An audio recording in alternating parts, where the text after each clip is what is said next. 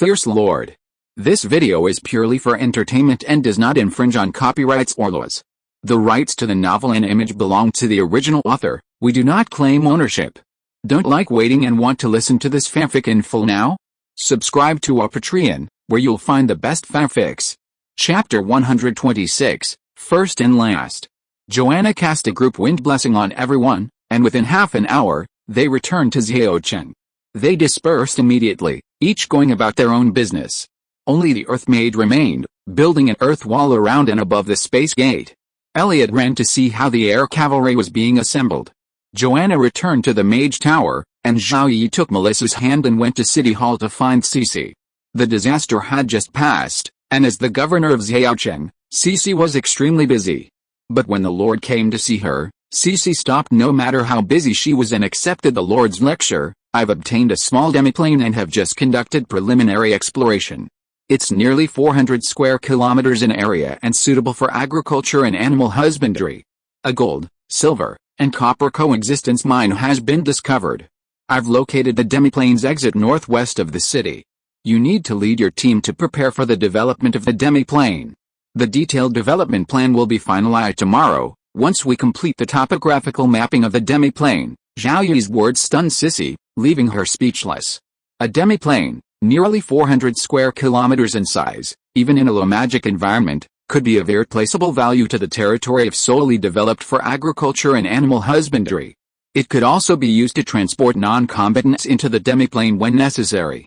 Lord, I will quickly lead our team to prepare for the development of the demiplane. However, which comes first, developing the demiplane or building a satellite town? Cece posed a small question. Building satellite towns is our top priority. The origin continent is our foundation. If all our territories on the origin continent are lost, hiding in the demiplane will be pointless. If we have extra manpower, send them to the demiplane. If we're short on Earth mages, we can use civilians as the primary force in developing the demiplane. Understood? For Zhao Yi, building satellite towns was undoubtedly more important than developing the demiplane.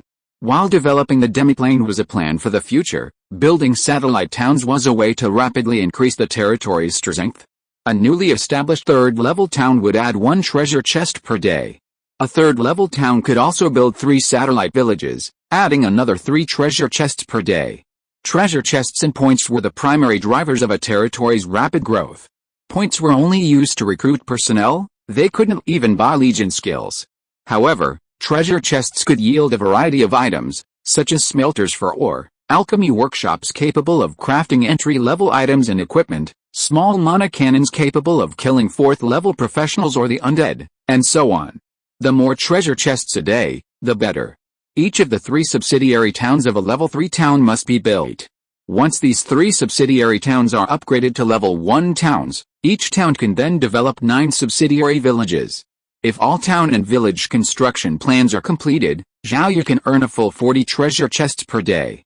With only 10 treasure chests per day, Zhao Yi's territory would become the most powerful player faction. With 40 treasure chests daily, Zhao Yi's territory would significantly surpass the next ranked territory. Only then would Zhao Yi be able to compete with a player faction. And even with indigenous factions in the future. Due to the sudden disaster, the construction of the 3 subsidiary towns had to be postponed for 3 days, and the plan could resume tomorrow. Tomorrow, the 3 level 1 villages would be established, stabilized for a few days, and then be upgraded to level 3 towns. While Zhao Yi's territory could develop the first level towns one at a time, the risks were too numerous to consider. Territory development requires both speed and stability. After handing over the preparations for the demiplane development to Cece, Zhao Yi returned to the Lord's mansion with Melissa. Behind the old mansion, an Earth Mage and his men were already working on the new one.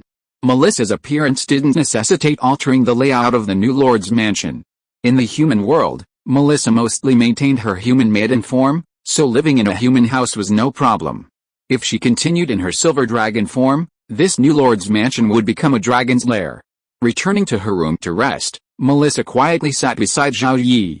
The deep connection between them made her unwilling to leave him even for a moment. Most dragons are lazy, cultivating through sleep. Melissa had been more active previously, due to meeting her contractor and her first visit to the human world. After the novelty wore off, if she had nothing to do, She preferred to find a place to sleep. While she said she was resting, Zhao Yi was actually thinking, developing the demi-plane, developing his territory, and contemplating tonight's battle. The disaster had ended, and the undead invasion had returned to normal levels, with the number of undead invading each night being just over a third of Zhao City's population. Zhao City still had creatures like horses and pigs, all of which attracted the undead, but they were far outnumbered by the human population and were practically negligible. There were only so many attacking undead, but Zhao Yi couldn't afford to be complacent. He had already become a Tier 3 professional, and there was a chance that a Tier 4 would appear among the undead attacking tonight. From Tier 0 apprentice to Tier 9 legend, the gap between the two tiers becomes larger as the professional advances. Talented professionals can still fight across tiers in the early tiers, but as they advance, it becomes increasingly difficult, and they can only become invincible within their own tier. After reaching Tier 3, those who can still fight across tiers, and if they defeat or even kill their opponents, are often hailed as super geniuses, like once in a century or once in a millennium. In Zhao Yi's territory, there were no Tier 4 professionals. There were only 6 Tier 3 professionals: Zhao Yi, Melissa, Joanna, Elliot, Gary, and Patrick, all at level 30. Dragon Knights were nearly invincible within their tier, and those with good talent could also fight across tiers. Melissa was highly talented, but she and Zhao Yi were both only level 30, having just reached Tier 3. They couldn't even achieve invincibility within their tier, let alone fight across tiers. Fortunately, the territory possessed means to combat the 4th tier undead, the primary mana cannon and the mage tower. With sufficient energy, these two could easily destroy them. Zhao Yi sold all his unneeded platinum and gold equipment to purchase necessary supplies. He then used the remaining magic crystals to recharge the mage tower and the primary mana cannon. Whether human or undead, higher levels offered more skills and a wider range of tactics, making them difficult to defend against, especially for magic classes like liches. Failure to quickly eliminate the enemy and allowing them to break through the defenses would result in devastating losses. The mage tower was undoubtedly the city's true treasure, providing both offensive and defensive capabilities. When necessary, it could activate a magic shield, enveloping the entire Heocheng. Even if a 4th tier undead were among the attacking undead, it would be stopped by the magic shield, buying time for Zhao Yi and his men to prepare and kill the incoming 4th tier undead. After a moment's thought, Zhao Yi turned to look at the silver dragon girl. Melissa was playing with several beautiful gems, her dragon eyes reflecting the precious stones. When Melissa first came to the human world, she was very poor. Other dragons, including her parents, would not share their wealth with her. Now, Melissa finally has her own wealth. Chapter 127 Monument of Plenty. At nightfall, over 6,000 undead descended upon Heocheng. There were no 4th tier undead, no liches, and only 12 3rd tier undead. This time, Zhao Yi didn't stand on a platform, but instead appeared on the battlefield atop a silver dragon. With a single breath of frost, the dragon annihilated a single 3rd tier undead and a swarm of surrounding 2nd tier undead. Million victory, seeing the Lord's heroic presence atop his dragon, the soldiers cheered. The Lord is a dragon rider. The legendary dragon rider. On the Origin continent, dragon slayers and dragon riders are commonplace protagonists in novels. Even commoners know of them, and professionals are even more aware of the dragon rider's power. So, when Zhao Yi appeared on the battlefield on his silver dragon, morale surged, and the soldiers' loyalty soared. By dawn, word of the Lord being a dragon rider would spread, and ideally, Zhao Yi would fly his dragon around Heocheng again. The loyalty of the subjects would surge. It was an easy battle, with no 4th tier undead appearing. With the strength of the Heocheng defenders, they easily wiped out all the attacking undead, not even losing a single soldier. These two scenarios of no casualties, or very few casualties, are now commonplace in player territories. After 2 days of the disaster, the number of player lords has fallen to less than 5 million, a fraction of what it was when the Blue Star players first arrived, and less than a tenth of what it was before the disaster. The disaster wiped out the weak and underdeveloped player territories, leaving the remaining player territories, even if they were to rebuild after the disaster, with minimal casualties, facing the regular undead hordes. Because so many player territories had been decimated by the undead hordes, the remaining territories had ample room for expansion, significantly reducing competition among player lords compared to before the disaster. After tonight's battle, Zhao Yi waited for over an hour, worried about any unforeseen events. He checked the forum, finding nothing useful, and returned to his tent to rest. Melissa was inseparable. Wherever Zhao Yi went, she followed him. Whenever he needed to rest, Melissa would curl up beside him, as docile as a kitten. You won 10 battles, you destroyed 10,438 undead, you lost 0 soldiers. Zhao Town Battle Rating, B. Tishi Village Battle Rating, D. Second Village Battle Rating, D. Points increased by 63.6%, Professional Experience increased by 63.6%, received 1 Platinum Treasure Chest and 9 Silver Treasure Chests. The point and Professional Experience bonuses were minimal, and the Platinum Treasure Chests were mediocre. After opening 1 Diamond Treasure Chest and 2 Crystal Treasure Chests, Zhao Yi had lost interest in opening Platinum Treasure Chests. With Zhao City's current population, it would take another 3 days for it to reach 30,000, reaching an A rating and receiving a Crystal Treasure Chest. He opened the Platinum Treasure Chest and looked through the 36 cards. There were some good items, but for Zhao Yi's current situation, they were of average value.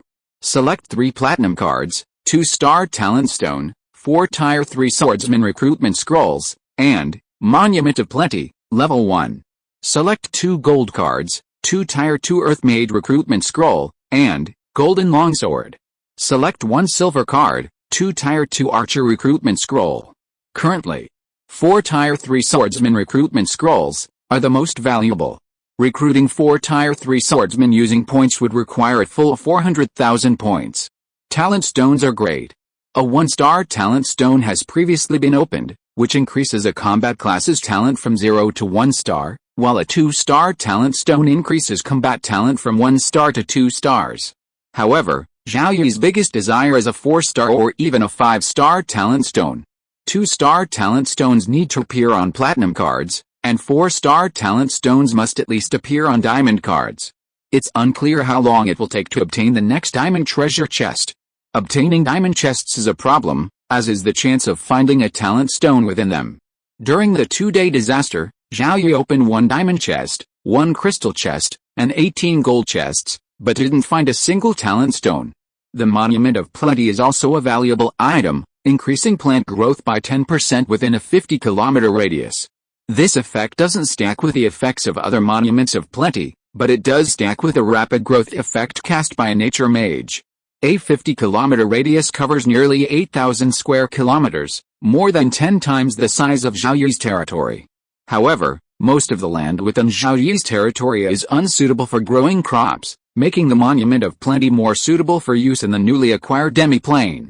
While the territory's size can be increased, the demi-plane size is already limited. This is only a level 1 Monument of Plenty, and while its effects are impressive, its value to Zhao Yi is limited. It won't significantly enhance his territory's strength for now. The Monument of Plenty will only be maximized if all the undead on the origin continent are eliminated and the land is no longer infested by the aura of death.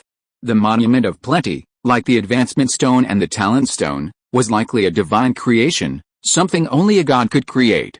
The professionals on the origin continent lack the ability to create a secret artifact capable of vastly increasing plant growth without consuming any energy. Zhao Yi intended to use the Golden Longsword himself. As a dragon knight, he couldn't use the archer's short sword anymore, he needed a longsword. The platinum chests were all opened, and there were still 9 silver chests to go. Zhao Yi patiently opened them all, finding a wealth of recruitment scrolls, equipment, blueprints, and several level 1 and 2 advancement stones. Nothing special, after all, they were just silver chests. Melissa was still asleep, and Zhao Yi didn't intend to wake her. He lifted the heavy girl onto his back and walked towards the Lord's mansion. Observing this, Joanna silently bestowed a wind blessing upon Zhao Yi. Melissa woke up the moment Zhao Yi tried to carry her, but she didn't move, letting her contractor carry her. She felt incredibly comfortable clinging to Zhao Yi.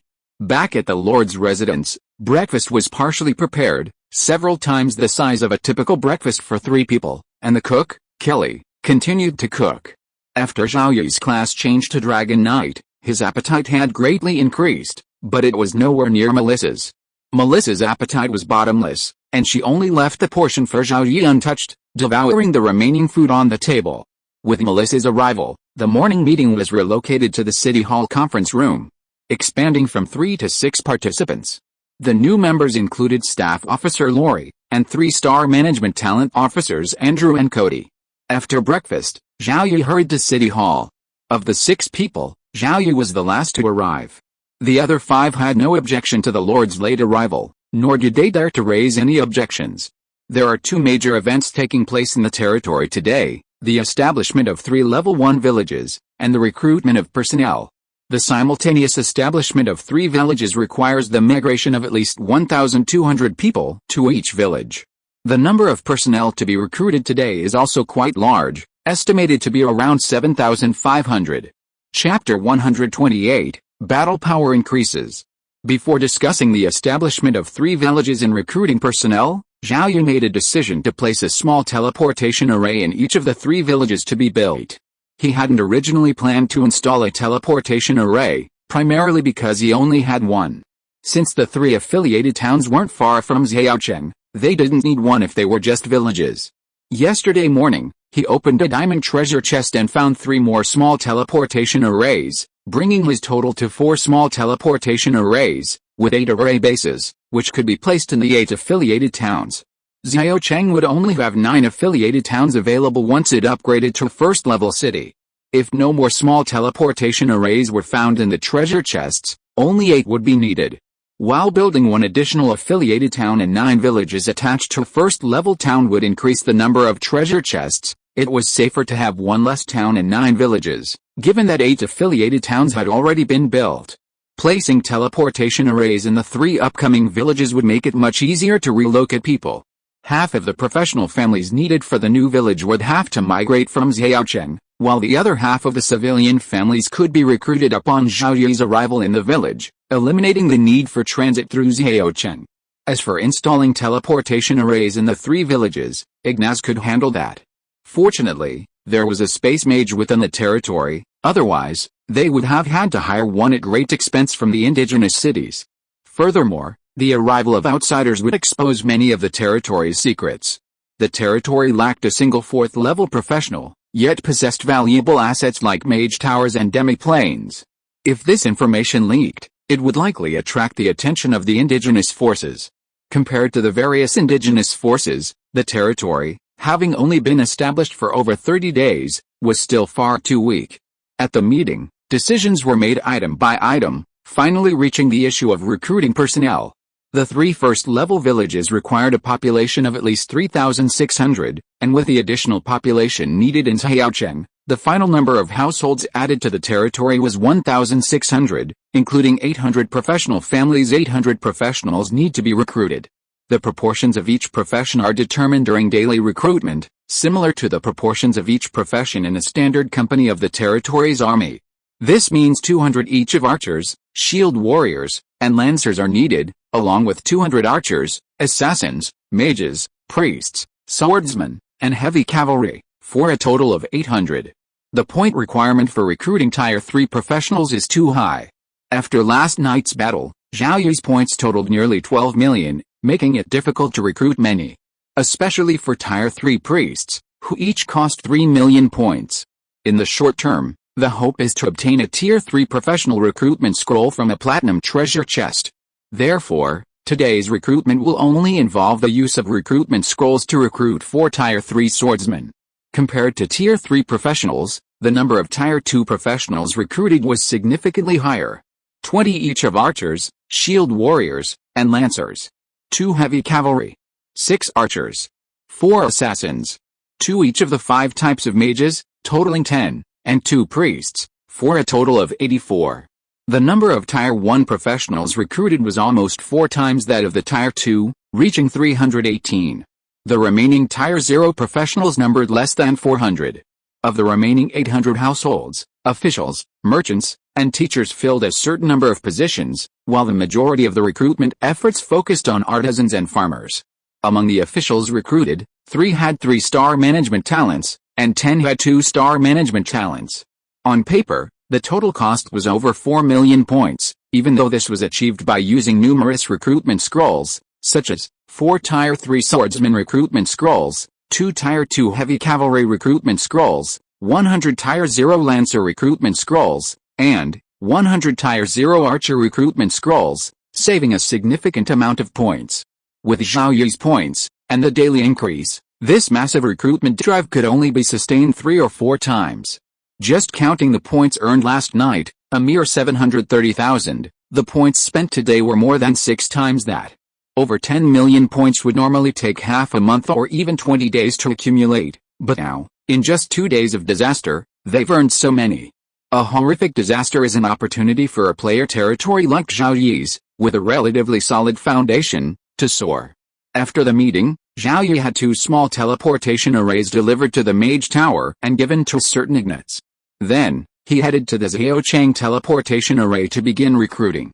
Of the 1,600 new households added to the territory today, 1,200 would be transported from the Xiaochang teleportation array and temporarily reside in Xiaochang. There might be some personnel changes in the future, such as professionals accompanying their companies to garrison other towns or villages, and civilian families moving to the demi-plane.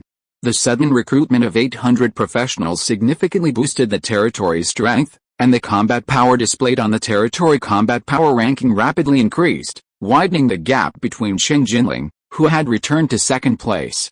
For a territory like Cheng Jinling, where the population is entirely player-based, adding Tier 0 professionals is easy. With sufficient Level 1 advancement stones, adding Tier 1 professionals is also not difficult. The key lies in increasing Tier 2 and Tier 3 professionals. Cheng Jinling is the most important territory for the Chen State's official forces.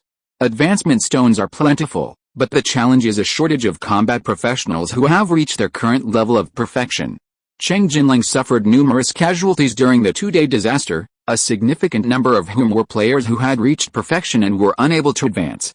The teleportation array was unusable, and the advancement stones stored by the Chen State's official forces could not be delivered to Cheng Jinling's territory. Cheng Jinling's newly recruited personnel were largely Tier 0. Transferring combat professionals from other subordinate territories to Cheng Jinling would be prohibitively expensive, and while the Chen State's official wealth could support the cost, it could not be wasted on such an expenditure.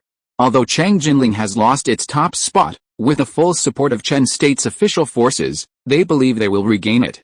The hidden leader's lead is only temporary. With the addition of 800 professionals, Zhao Yi's army has reached 4,386 soldiers, not far from 5,000, and will reach that number tomorrow. Of these over 4,000 professionals, there are 1,397 first-level professionals, 297 second-level professionals, and 8 third-level professionals. The number of 0-level professionals is only twice that of first-level professionals, and the proportion of first, second, and third-level professionals is so high that most player territories cannot match them. While Zhao Yi's professional personnel are still fewer in number than Cheng Jinling's, which was recruited twice after the disaster, their quality is significantly higher, which explains Zhao Yi's territory's lead over Cheng Jin's. Currently, Cheng Jin's territory has only 6 third-level professionals, including Cheng Jin, and the other 5 are archers. Combat players can't level up as fast as 3-star players of the same rank and class. Only lords, with a higher combat class experience bonus, can reach or even surpass 3-star talent.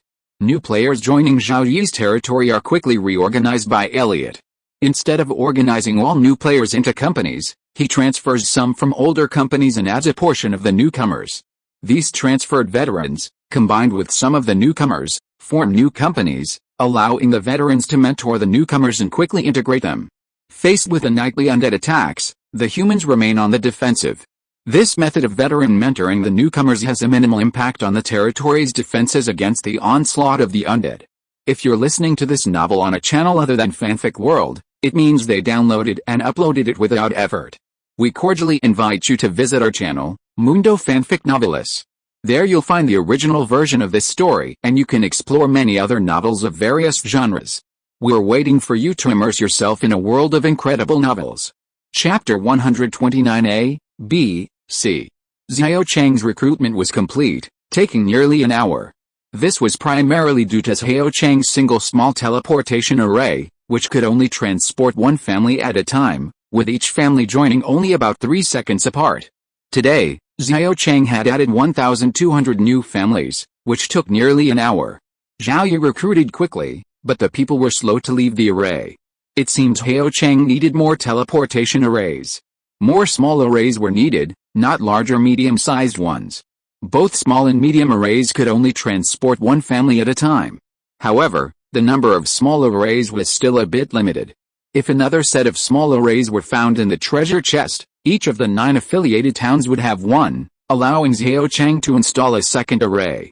While Zhao Yi was recruiting, Ignaz visited the teleportation array to determine the spatial nodes, coordinates, of the Zhao Cheng teleportation array. Only by determining the spatial nodes could the newly installed teleportation arrays be connected to the Zhao Cheng teleportation array, a task only a space mage could perform. Ignaz also temporarily modified the Zhao Cheng teleportation array to allow it to receive connections from new teleportation arrays. Before this, Zhao Cheng's teleportation array had only connected to the indigenous city of Rhoda. Zhao Yi had also visited Rhoda before acquiring the market. While recruits continued to emerge from the teleportation array, Zhao Yi didn't stay near it. He first recruited all the professionals, officials, merchants, and teachers. There was no need for him to personally meet with the remaining artisans and farmers. The Lord personally meeting with the newly arrived commoners might frighten some and cause them to lose loyalty. Ignaz was already on his way to his first destination, Village A, and might have already arrived. Although a space mage, Ignaz traveled on horseback. At only a second-level space mage, Ignaz could only teleport short distances, and this consumed a significant amount of mana, making it a better option than riding a horse. A, B, and C were the names of the 3 villages to be upgraded to towns. These were only temporary designations, and the new names would be decided by the residents. Normally, a village or town is named after a local mountain, river, or perhaps a person. Zhao Yi's territory lacked these options, so he could only assign code names, which would be revised later. Zhao Yi opened the system panel and navigated through the territory. Soon, 3 areas under construction within Zhao Yi's territory began to glow brightly, the sunlight rapidly purifying the 340,000 square meters of land, each. Once the purification was complete, 3 first-level villages, A, B, and C, were officially established and recognized by the system. About 15 minutes later, the Zhao Cheng teleportation array, which had been constantly sending recruits out, suddenly transported only one person. The person, dressed in patched, rough linen, was likely a civilian. He felt dizzy upon arrival and sat directly into the array. Although the other recruits were also experiencing their first time using the teleportation array, they felt protected by an unknown force, preventing them from feeling any dizziness. Officials at the array immediately had the person removed, ensuring they did not block the subsequent transfers, while questioning the civilian. "Sir, my name is Tom, and I live in Zhao Cheng. Today I'm working in a newly built village. A master mage needs someone to do an experiment." "Yes, an experiment." He offered 1 gold coin, and many people rushed to sign up. "I was chosen by the master mage. I'll be back in Zhao Cheng from the newly built village the next day." The master mage is truly powerful, the official needed to confirm Tom's words. He quickly found a clerk who knew Tom, confirmed that everything was fine, and after consulting Zhao Yi, he sent Tom back to the teleportation array. A few minutes later, Ignaz appeared in the teleportation array. "Lord, the first teleportation array has been deployed," Ignaz reported to Zhao Yi on the completion of his mission. Ignaz used the second teleportation array, both to allow the space mage to confirm his mission and to reduce travel time. The 3 newly built villages were located in different directions from Zhao Cheng. Starting from Zhao Cheng was the fastest way, and the territory would reimburse the teleportation array costs, so it was a waste not to use them. After Ignaz finished his report, he arranged for another horse and headed for village B. Zhao Yi and Melissa became the 3rd and 4th people, dragons, to use the newly installed teleportation array and arrived at village A. Zhao Yi didn't rush to recruit personnel, but first took a quick inspection of village A. Tents dominated the buildings, with professional families already temporarily residing there. A few mud houses also stood. These mud houses were newly built. Village A was located in what was once the only village in Joseph territory, Joseph Village, and it was also a first-level village. Joseph's inhabitants were all players, and as players, they were more tolerant of living in tents than the native professionals. They simply endured it. Tents were rare in Joseph Village, as they were relatively expensive. Since the climate in Joseph's area was not cold, many residents lived outdoors, using the sky as a blanket and the ground as a pillow. In territories where the inhabitants were primarily players, loyalty was not a factor. In some territories where players united, life was less demanding. Everyone shared the same goal, to survive on the origin continent and strive to level up. If a native professional and his family lived in a tent for an extended period, their loyalty would inevitably decline. How could such a noble professional live in a tent like the commoners? Therefore, in Zhao Yi's territory, professionals are the first to be assigned to new houses after they are built. Only after the professional families are assigned to the commoners do their turn, and the professional families' houses are significantly larger than those of the commoners. The professionals who arrived in Village A were not new. They had generally survived the disaster with the territory and had witnessed a lord's heroic presence on a dragon. Their loyalty was generally above 90 points, and temporarily living in a tent would not affect their loyalty. The choice of Village A at the location of Yui's village was based on two main considerations: the ample room for development around Yui's village, even allowing for a small city, and the trap-filled area outside of Yui's village. From Zhao Village to Zhaocheng, traps are scattered throughout the city walls, effectively deterring level 0 undead. The traps are numerous outside of Yui's village, as well as outside the main cities of other player territories. Not much time had passed, and the existing traps were still usable after some repairs, reducing Zhao Yi's workload. In fact, Zhao Yi was already considering filing in all the traps outside Zhao City, leaving only the magic metal fences. Among the nightly undead attacks, the cannon fodder, the tier 0 undead, still accounted for about 9/10. Ordinary traps were effective in deterring tier 0 undead, but the key lay in the growth of Zhao Yi's army. Among the over 4,000 professionals, tier 1 professionals accounted for nearly 1/3, while last night's undead attack numbered just over 600 tier 1 undead. In the first half, human archers and cavalry archers eliminated as many tier 3, tier 2, and tier 1 undead as possible. In the second half, human warriors engaged in close combat to eliminate the remaining tier 0 undead. Because of the traps, human warriors could only operate in teams of 2. Without them, human warriors could form formations of dozens or even hundreds to deal with the incoming undead. Both were effective in eliminating the remaining undead, but the latter, without the traps, could eliminate them more quickly.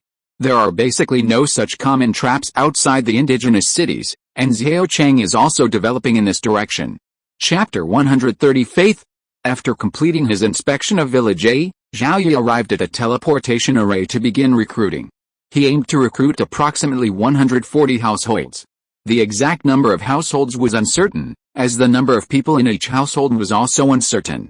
He needed to recruit enough households to bring Village A's population over 1,200, but not much more. While Zhao Yi was busy, rumors quickly spread throughout Zhaocheng that the Lord is a dragon rider. The Lord is the legendary dragon rider. I want to be a dragon rider when I grow up. The Lord is a dragon rider. The undead will no match for him. I wonder if I have the talent for a professional, but I want to become one, join the territory's army, and destroy those damned undead under the Lord's command. Although they had never personally witnessed a Lord's heroic flight on a dragon, these rumors were spread by professionals, and their families and the common people believed them. Dragon slayers and dragon riders are common fictional characters, legendary heroes, and every commoner has heard stories of them. With such a hero as their lord, the loyalty of the people surged, and this was no exception for the newcomers. New professionals also felt honored, boosting public morale and public security. After Zhao Yi finished recruiting people for villages A, B, and C, Cici came up to him and suggested, "Lord, the people are all talking about you being a dragon rider. I suggest you and Miss Melissa fly a few laps in the sky over Zhao City." Zhao Yi looked at Melissa. "Melissa, let's fly a few laps together." Melissa nodded, not refusing. A few seconds later, Melissa manifested her true form as a silver dragon, carrying Zhao Yi into the sky. As the man and dragon soared, someone noticed that as they soared through the skies of Zhao City, everyone inside and outside the city could see them. Even without seeing them, they could sense the pressure, dragon might, that Melissa had subdued. Long live the Lord, long live the Lord. The professionals, looking up at the man and dragon in the sky, were the first to cheer enthusiastically. The common people didn't shout enthusiastically, not even daring to glance up at the sky. They simply felt safer living in Zhaocheng. With a Lord Dragon Knight here, no matter how many undead swarms there were, they couldn't break through. Amidst the undead plague, the common people's greatest wish was a small, yet adequate, home, and enough food to feed their families. In Zhaocheng, their wishes were fulfilled. Not only did they have safe shelter and enough food, but their children could also attend school free of charge. The Lord was so brave and kind, he was the best Lord in the world. At that moment, many in Xiaocheng had a new faith in the Lord Dragon Knight, soaring through the sky on his dragon. After lunch, they returned to their rooms to practice. Melissa curled up beside Zhao Yi and fell asleep peacefully. While cultivating, Zhao Yi pondered the ever-expanding territory, demanding more attention. Before the disaster, Zhao Yi focused on the player territories surrounding his own. These player territories hindered his own expansion. So, using a strategy of first courtesy and then force, he forced these player territories to relocate or abandon, freeing up space for continued expansion. However, after the disaster, the number of player territories plummeted, and this became less of a concern for Zhao Yi. Now, Zhao Yi's primary focus was on the indigenous cities. Faced with the onslaught of the undead army, the indigenous people of the origin continent were forced to retreat to their own cities. The smallest of these cities were towns, which were few in number. Small cities above these were the most numerous. These town-sized cities were often military strongholds, housing entire armies and relatively few non-professionals. These military strongholds were no less powerful than small cities. Small cities were the most numerous, occupying at least 1 square kilometer and housing a population of over 30,000, making them extremely crowded. Even the weakest indigenous cities were often manned by 4th-tier professionals, and some even had mage towers. The proportion of professionals in a typical indigenous city is around 1/10, less than in Xiaocheng. Furthermore, not all professionals are part of the city defense force. There are also numerous individual professionals from other factions. Because the walls of indigenous cities are constructed of magical materials, they are exceptionally strong. Combined with various means like magic circles, runes, and magic cannons, and the fact that all professionals within the city must participate in the defense when the undead attack, daily defenses against the undead are easy, with minimal casualties. Given Xiaocheng's current strength, it's highly unlikely that it could defeat even the weakest, 3rd-tier indigenous city on the origin continent. The 2-day disaster demonstrated that few indigenous forces would rescue player territories. Relations between the indigenous and Blue Star players are extremely strained, with only a limited degree of cooperation due to the more powerful undead. Unsurprisingly, the indigenous hope for the influx of otherworldly heroes to weaken the undead's power, ideally resulting in a mutual destruction. Indigenous factions, large and small, do not want to see indigenous heroes occupying significant territory. The natives were wary of Blue Star players, and many Blue Star players were also wary of the natives. Zhao Yi was one of the Blue Star players most wary of the native forces. After all, compared to the native forces, Zhao Yi's territory was still too weak. Even at this point, it was already the territory of the strongest players.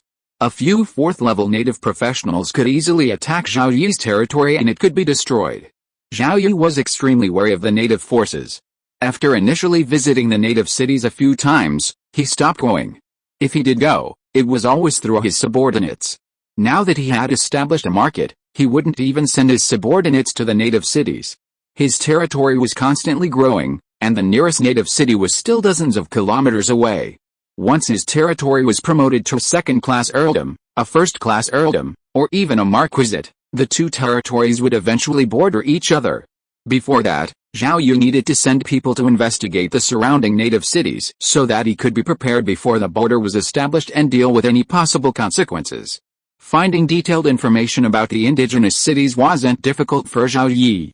The market was a boon, allowing him to purchase various intelligence from various vendors, provided he knew the name or exact location of the indigenous city.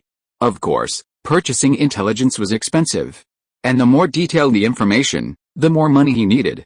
While he wouldn't be able to buy the underwear someone was wearing on a particular day, he could obtain information about their class rank, weapons, and equipment. Sometimes Zhao Yi worried that powerful indigenous forces were watching, planning to cultivate their territory and then seize it. It was a terrifying thought. The territory was completely defenseless against any incoming enemies.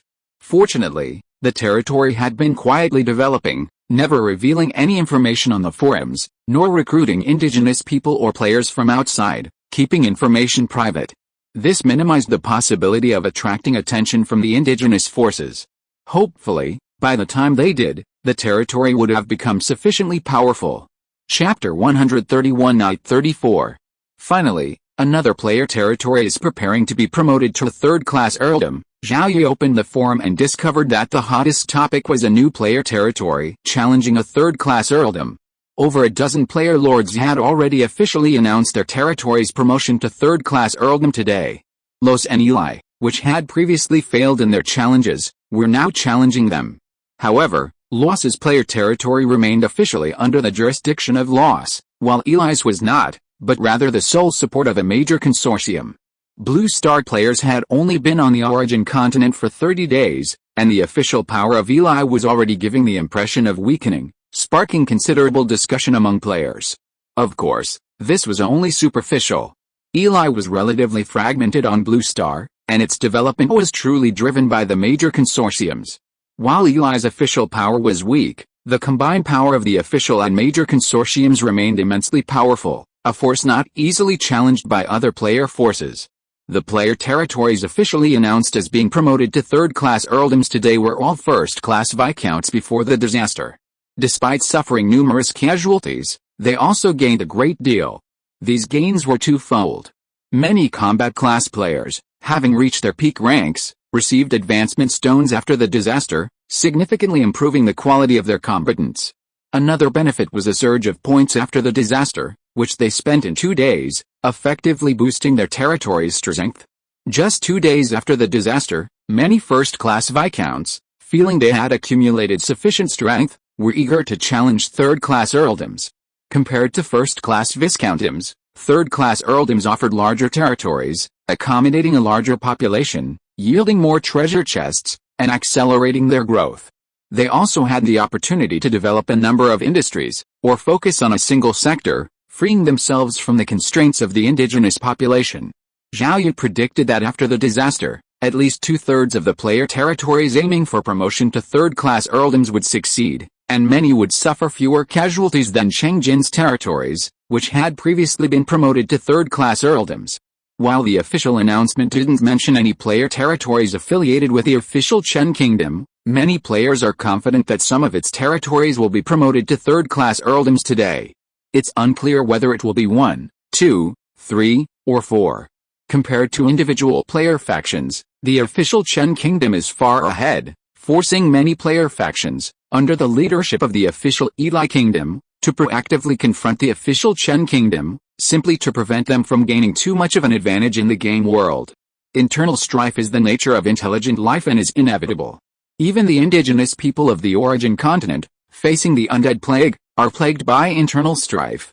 Blue Star players will use the undead to exploit and eliminate their competitors, and the indigenous factions will do the same.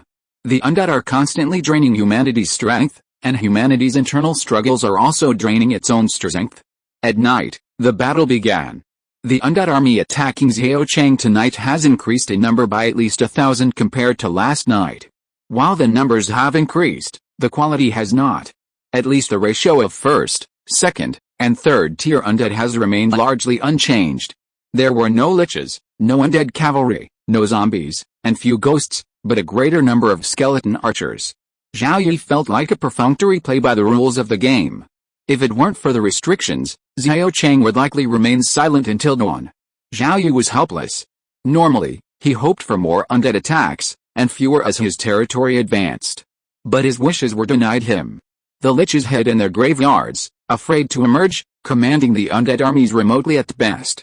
While the undead could be dealt with, the humans had to take them seriously. Zhao Yi rode a silver dragon into battle.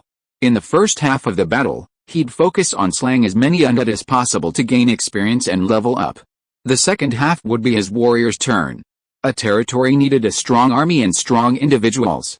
As a lord, and having acquired the rare Dragon Knight class, Zhao Yi was determined to maintain his position as the territory's most powerful. The battle on the Zhaochang battlefield quickly concluded, but the fighting within the territory wasn't entirely over. This was especially true for the 3 villages A, B, and C, which had been built today. Zhao Yi was somewhat concerned. New villages always bring trepidation. New villages, new defenses, are difficult for professionals to quickly familiarize themselves with, making accidents more likely. After a brief wait, the Zhaochang teleportation array lit up 3 times. Assassins from the garrisons of villages A, B, and C reported on the battle situation in each of the 3 villages. Only 1 person was killed in Village B. This result was acceptable to Zhao Yi. With the battles over in the 3 villages, Zhao Yi felt relieved and retired to his tent with Melissa. Before retiring, Zhao Yi browsed the forums. A player territory, having been promoted to 3rd class earldom today, had successfully defeated 3 waves of undead invaders. Another player territory had failed its challenge and was annihilated by the undead horde. This was the most powerful territory officially under Puman. Puman, having initiated 2 world wars, had fallen. Zilan, once heavily defeated by Puman, fared better. Today, some territories were officially promoted to 3rd class earldoms, while others were not. This distinction can be easily discerned from the lord level list. For player territories to be promoted today, their lords must first be promoted to 3rd class earldoms before nightfall. Without this promotion, the territory's promotion is missing a prerequisite. During the day, more than a dozen player territories were officially promoted to 3rd class earldoms. By nightfall, the number of 3rd class earldoms had reached 36, meaning 34 player territories were being promoted to 3rd class earldoms today. Few players would waste significant points simply to advance to peerage without also advancing to territory. Compared to the player territories being promoted to 3rd class earldoms, the number of player territories being promoted to 1st class viscountdoms, 2nd class viscountdoms, 3rd class viscountdoms, and 1st class barondoms is steadily increasing. However, fewer player territories were promoted to 2nd class barondoms. 3rd class barondoms, which had strong foundations before the disaster, had already been promoted. Those that were not promoted were relatively weak and were decimated by the undead horde. As the player territories up for promotion successfully defeated the oncoming undead hordes, the forums flooded with posts celebrating their promotions. Some players residing in indigenous cities offered sarcastic remarks, but a majority were filled with congratulatory messages. After the catastrophe, fewer than 5 million player lords remained, each one precious. The posts were filled with discussions of cooperation. Player factions discussed partnerships and acquisitions, while the wealthy on Blue Star offered money for protection and help with upgrades. Many low-income players on Blue Star, unlike Zhao Yi, ignored every message and carefully selected them. Having already achieved some success in the game world, while remaining ordinary on Blue Star, they hope to rise from ordinary to wealthy upon returning to Blue Star. Chapter 132 Blood Warlock. You won 13 battles, you destroyed 12,829 undead, you lost 2 soldiers, Zhao Town Battle Rating B, Village A Battle Rating D. Tishi Village Battle Rating D, points increased by 75.6%, professional experience increased by 75.6%, received 1 platinum chest, 12 silver chests, 2 villages each lost a Tier 0 warrior, but their ratings remain D. The point and professional experience bonuses have changed significantly, increasing by 12% compared to yesterday due to the addition of 3 new villages. It's a bit strange, and Zhao Yi hasn't figured out the rules yet. The increased point bonus is a good thing. Last night, I destroyed nearly 13,000 undead, increasing my points by 960,000, almost catching up to the points I earned when I was promoted to 3rd class earldom. While 960,000 points might be a lot for other players, it's relatively small for Zhao Yi, who can't even recruit a Tier 3 mage. While Tier 0 to Tier 2 professionals can still be recruited through points, Zhao Yi relies primarily on treasure chests for Tier 3 professionals. Opening the only platinum treasure chest, Zhao Yi looked through the 36 cards. There were 5 platinum cards, which seemed quite good. He chose 3 platinum cards, Shadow Panther Bloodline, Tier 2 Heavy Cavalry Recruitment Scroll 15, and Platinum Leather Boots. He also chose 3 gold cards, Tier 3 Archer Recruitment Scroll, Intermediate Alchemical Bomb Manufacturing Blueprint, and Level 4 Advancement Stone, Shadow Panther Bloodline. Shadow Panthers are a type of magical beast capable of growing to level 5. Due to the plague of the undead, there are few Shadow Panthers left on the Origin continent. Perhaps some indigenous factions have populations of Shadow Panthers in their demi-planes. Humans possessing Shadow Panther bloodline become Shadow Panther warlocks, possessing the talents to grow to level 5 and using the inherent spells of Shadow Panther bloodline. On the Origin continent, there are generally 2 methods for obtaining the bloodline of a particular magical beast. One method involves transfiguration, where a human transforms into shadow leopard or other leopard species. A shadow leopard can also transform into a human, allowing the birth of a child with the shadow leopard's bloodline. However, since the two species are two different species, the likelihood of voluntary mating is extremely low. Furthermore, advanced transfiguration techniques, which can alter the body's internal structure, are not easy to learn. Those who master these techniques would not consider mating with a shadow leopard, which can only grow to level 5. Compared to the first, relatively safe method of obtaining the shadow leopard's bloodline, the second is extremely dangerous. Mages possess a technique that allows them to transplant Warcraft bloodlines into humans, even ordinary humans. While it's possible, the success rate is extremely low, perhaps less than 1 in 100,000 for an average person, relying solely on luck. Those with combat talent and is strong will have a higher success rate, but it's not exceptionally high. On the Origin continent, desperate individuals with limited talent often consider this path. Occasionally, a lucky individual succeeds, their talents altered by the influence of the Warcraft bloodline. While acquiring Warcraft bloodlines grants higher talents, their upper limit is also limited by their power. If possible, it's best to choose the bloodlines of Warcraft creatures, such as dragons and earth bears, which can grow to the 9th level of legendary. However, the stronger the beast, the harder it is to obtain surgical materials, and the lower the chance of success. Even if one successfully acquires a Warcraft bloodline, it will be constantly influenced by it, with traits like cold-bloodedness, bloodthirstiness, and madness imprinted on the creature's personality. Fortunately, the Origin continent doesn't discriminate against warlocks. Warlocks are also professionals, possessing power. Power is fundamental, and with power, others dare not criticize them. There are many 9th-level warlocks among humans. In addition to the two methods of acquiring Warcraft bloodlines on the Origin continent, a third method has emerged with the emergence of new players. Bloodlines found in treasure chests are painless to use, guaranteeing 100% access to the bloodline, with minimal personality changes. For players on Blue Star, this is like acquiring a new profession. While the maximum power is affected by the magician bloodline, some lucky players who discover one use it either for themselves or for their subordinates. Compared to ordinary classes, the Warlock is a powerful class, offering both magic and martial arts, and the Dragon Warlock is a high-end class. Most Blue Star players struggle to become a mage, let alone evolve from one to a powerful wizard. Compared to the mage, the Warlock is much simpler to play, requiring no spells to learn, relying on bloodline inheritance. If you reach the maximum power of a given bloodline, there are ways to further improve it. Adding a second magician bloodline to your system is essential, as the two bloodlines must not conflict. Ideally, they should fuse, or one bloodline should devour the other. If the two bloodlines conflict, the result could be a sudden explosion in death.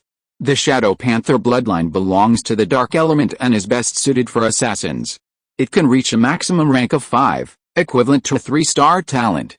Natives with less than a 3-star talent can also pursue this role. Zhao Yi temporarily planned to reward his subordinates with a Shadow Panther bloodline for their contributions. If he needed more money, he could sell it on the market, at least for the price of crystal tier equipment. After opening the platinum chest, Zhao Yi moved on to the silver chest. When he clicked on the silver chest, a new feature appeared, a 10-fold feature. Normally, a 10-fold feature would open 10 chests and automatically draw a sufficient number of cards, but this feature, due to the rules of treasure chest opening, took on a different form. When all 10 chests were opened simultaneously, only the 16 cards from the silver chest would appear on the screen, but a 10 icon would appear next to each card. This meant that the number of cards turned over would be multiplied by 10 compared to opening all 10 chests one by one. A 10-fold feature was more dependent on luck. 10 chests offered 10 chances, while a 10-fold feature offered only one. Zhao Yi needed the advancement stones in the treasure chests even more. If he only had one chance, there might not be any advancement stones in the treasure chests. Opening 10 treasure chests one by one would always yield advancement stones. Opening 10 in a row would give him a high chance of not yielding any advancement stones, a small chance of yielding 10, and a very small chance of yielding 20. With fewer treasure chests, Zhao Yi didn't want to rely on luck, preferring to spend the time opening each one. Later, when he had more treasure chests, he could try opening 10 in a row for treasure chests below silver rank. Today, Zhao Yi had good luck. He opened 10 silver treasure chests one after another, yielding a Tier 1 Alchemist Recruitment Scroll, a Tier 0 Alchemist Recruitment Scroll, 2 Tier 1 Advancement Stones, and a Tier 2 Advancement Stone. Chapter 133 Busy. Every player territory is bustling with activity, building, from a village to a town, and from a town to a city. Building from a village to a city in just 30 days, a task impossible for ordinary people without the involvement of professionals, is a task. Zhao Yi's territory is the busiest of all the player territories. With a main city and 12 affiliated villages, no other player territory boasts more. In other words, Zhao Yi receives the most treasure chests daily, and the highest quality, of all the players on Blue Star. Today, Zhao Yi's territory remains busy. The 3 first-level villages, A, B, and C, will eventually expand to towns. However, these 3 villages have only just been established, and they need a day or 2 to consolidate their presence. At the very least, officials and clerks should get to know everyone in the village. Villages A, B, and C can't be idle today either.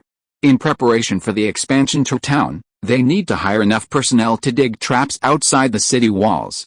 The first line of defense is the wall of a first-level village, the second is the wall of a third-level town, and so on. Officials need to prepare for future towns in advance to reduce their workload. Civilians have no complaints about being put to work upon joining a territory. Working means earning money. Simply growing crops on the small plots of land around their homes wouldn't even be enough to support their families.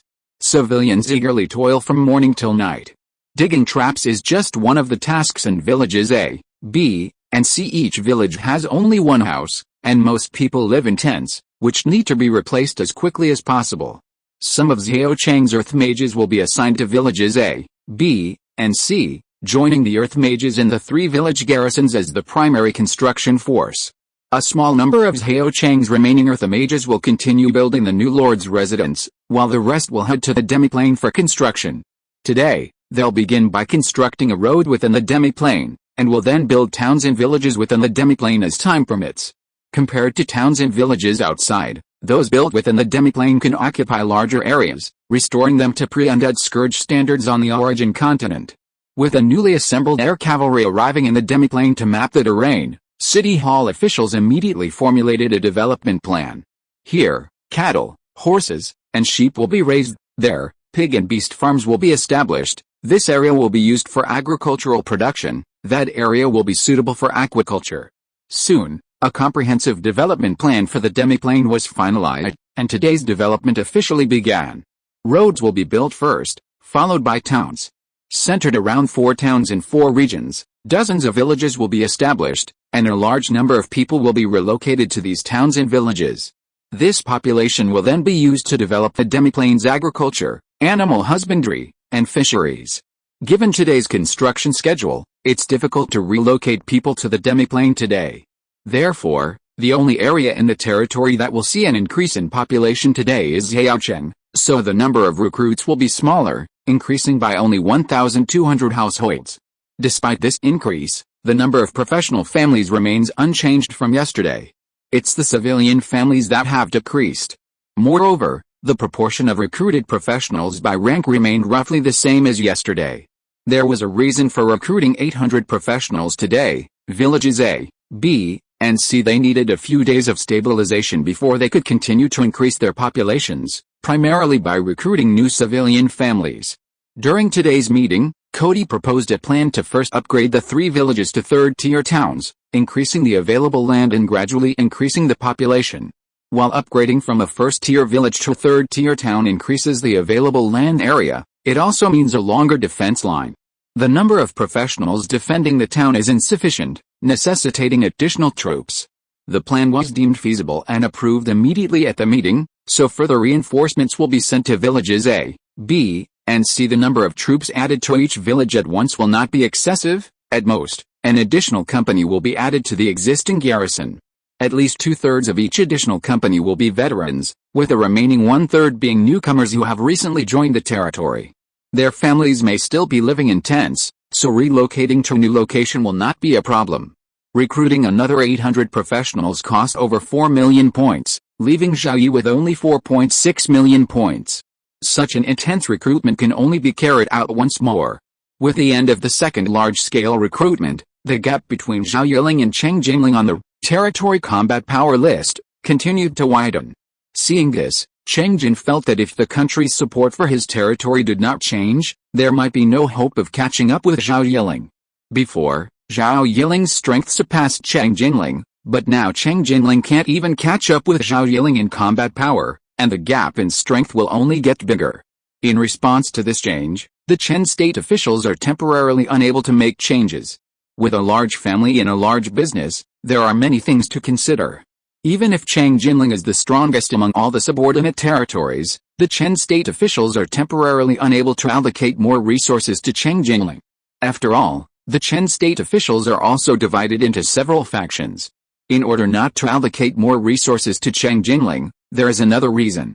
The lord of the top-ranked territory is most likely from Chen. We're all from Chen, so there's no need to fight for first place, just hold on to second place. A strong territory isn't truly strong, true strength lies in all territories being strong. This seemed quite plausible, and Cheng Jin agreed. Since we were all from Chen, there was no need to compete with one another. The new lord's mansion in Zhaocheng was still under construction, but preliminary work should be completed today. Renovation had already begun on some of the completed areas, and Zhao Yi could move in as early as tomorrow afternoon. Zhao Yi took Melissa on a brief tour of the new mansion, a simple inspection without much comment. He hadn't forgotten the Tree of Life seed in his card pack. Once the new mansion was complete, he'd plant it and then use 10 level 1 advancement stones to upgrade it into a sapling. Mainly because Zhao Yi felt a level 1 Tree of Life wouldn't be of much use to the territory, he held off on planting it. This delay cost him several days. He inspected the new lord's mansion and then the air cavalry. The territory's first air cavalry consisted of only 15 riders, and only 5 were currently in the city. The other 10 were dispatched on missions, training as they went along. The air cavalry's mission wasn't complicated. There were 2 main tasks: patrolling the territory's skies and mapping the terrain from the sky. Villages A, B, and C would soon be upgraded to towns. Once upgraded to towns, they could then build affiliated villages, and detailed topographic maps were crucial for selecting village locations. Drawing a topographic map on the ground was far from as detailed and easy as drawing a graphic map from the sky. The air cavalry's mission wasn't complicated, but it was crucial. Chapter 134, Lothal Province. After a round of inspection, Zhao Yi and Melissa returned to the market. Zhao Yi searched online and found a shop selling intelligence. He first purchased brief intelligence on Rhoda Province, the Violet Kingdom, where his territory was located. This kind of intelligence wouldn't cost money in Rhoda City. One could easily obtain superficial information in taverns, making it very cheap. For Zhao Yi, a first-time intelligence buyer, the information was given away for free. Rhoda Province covers approximately 170,000 square kilometers.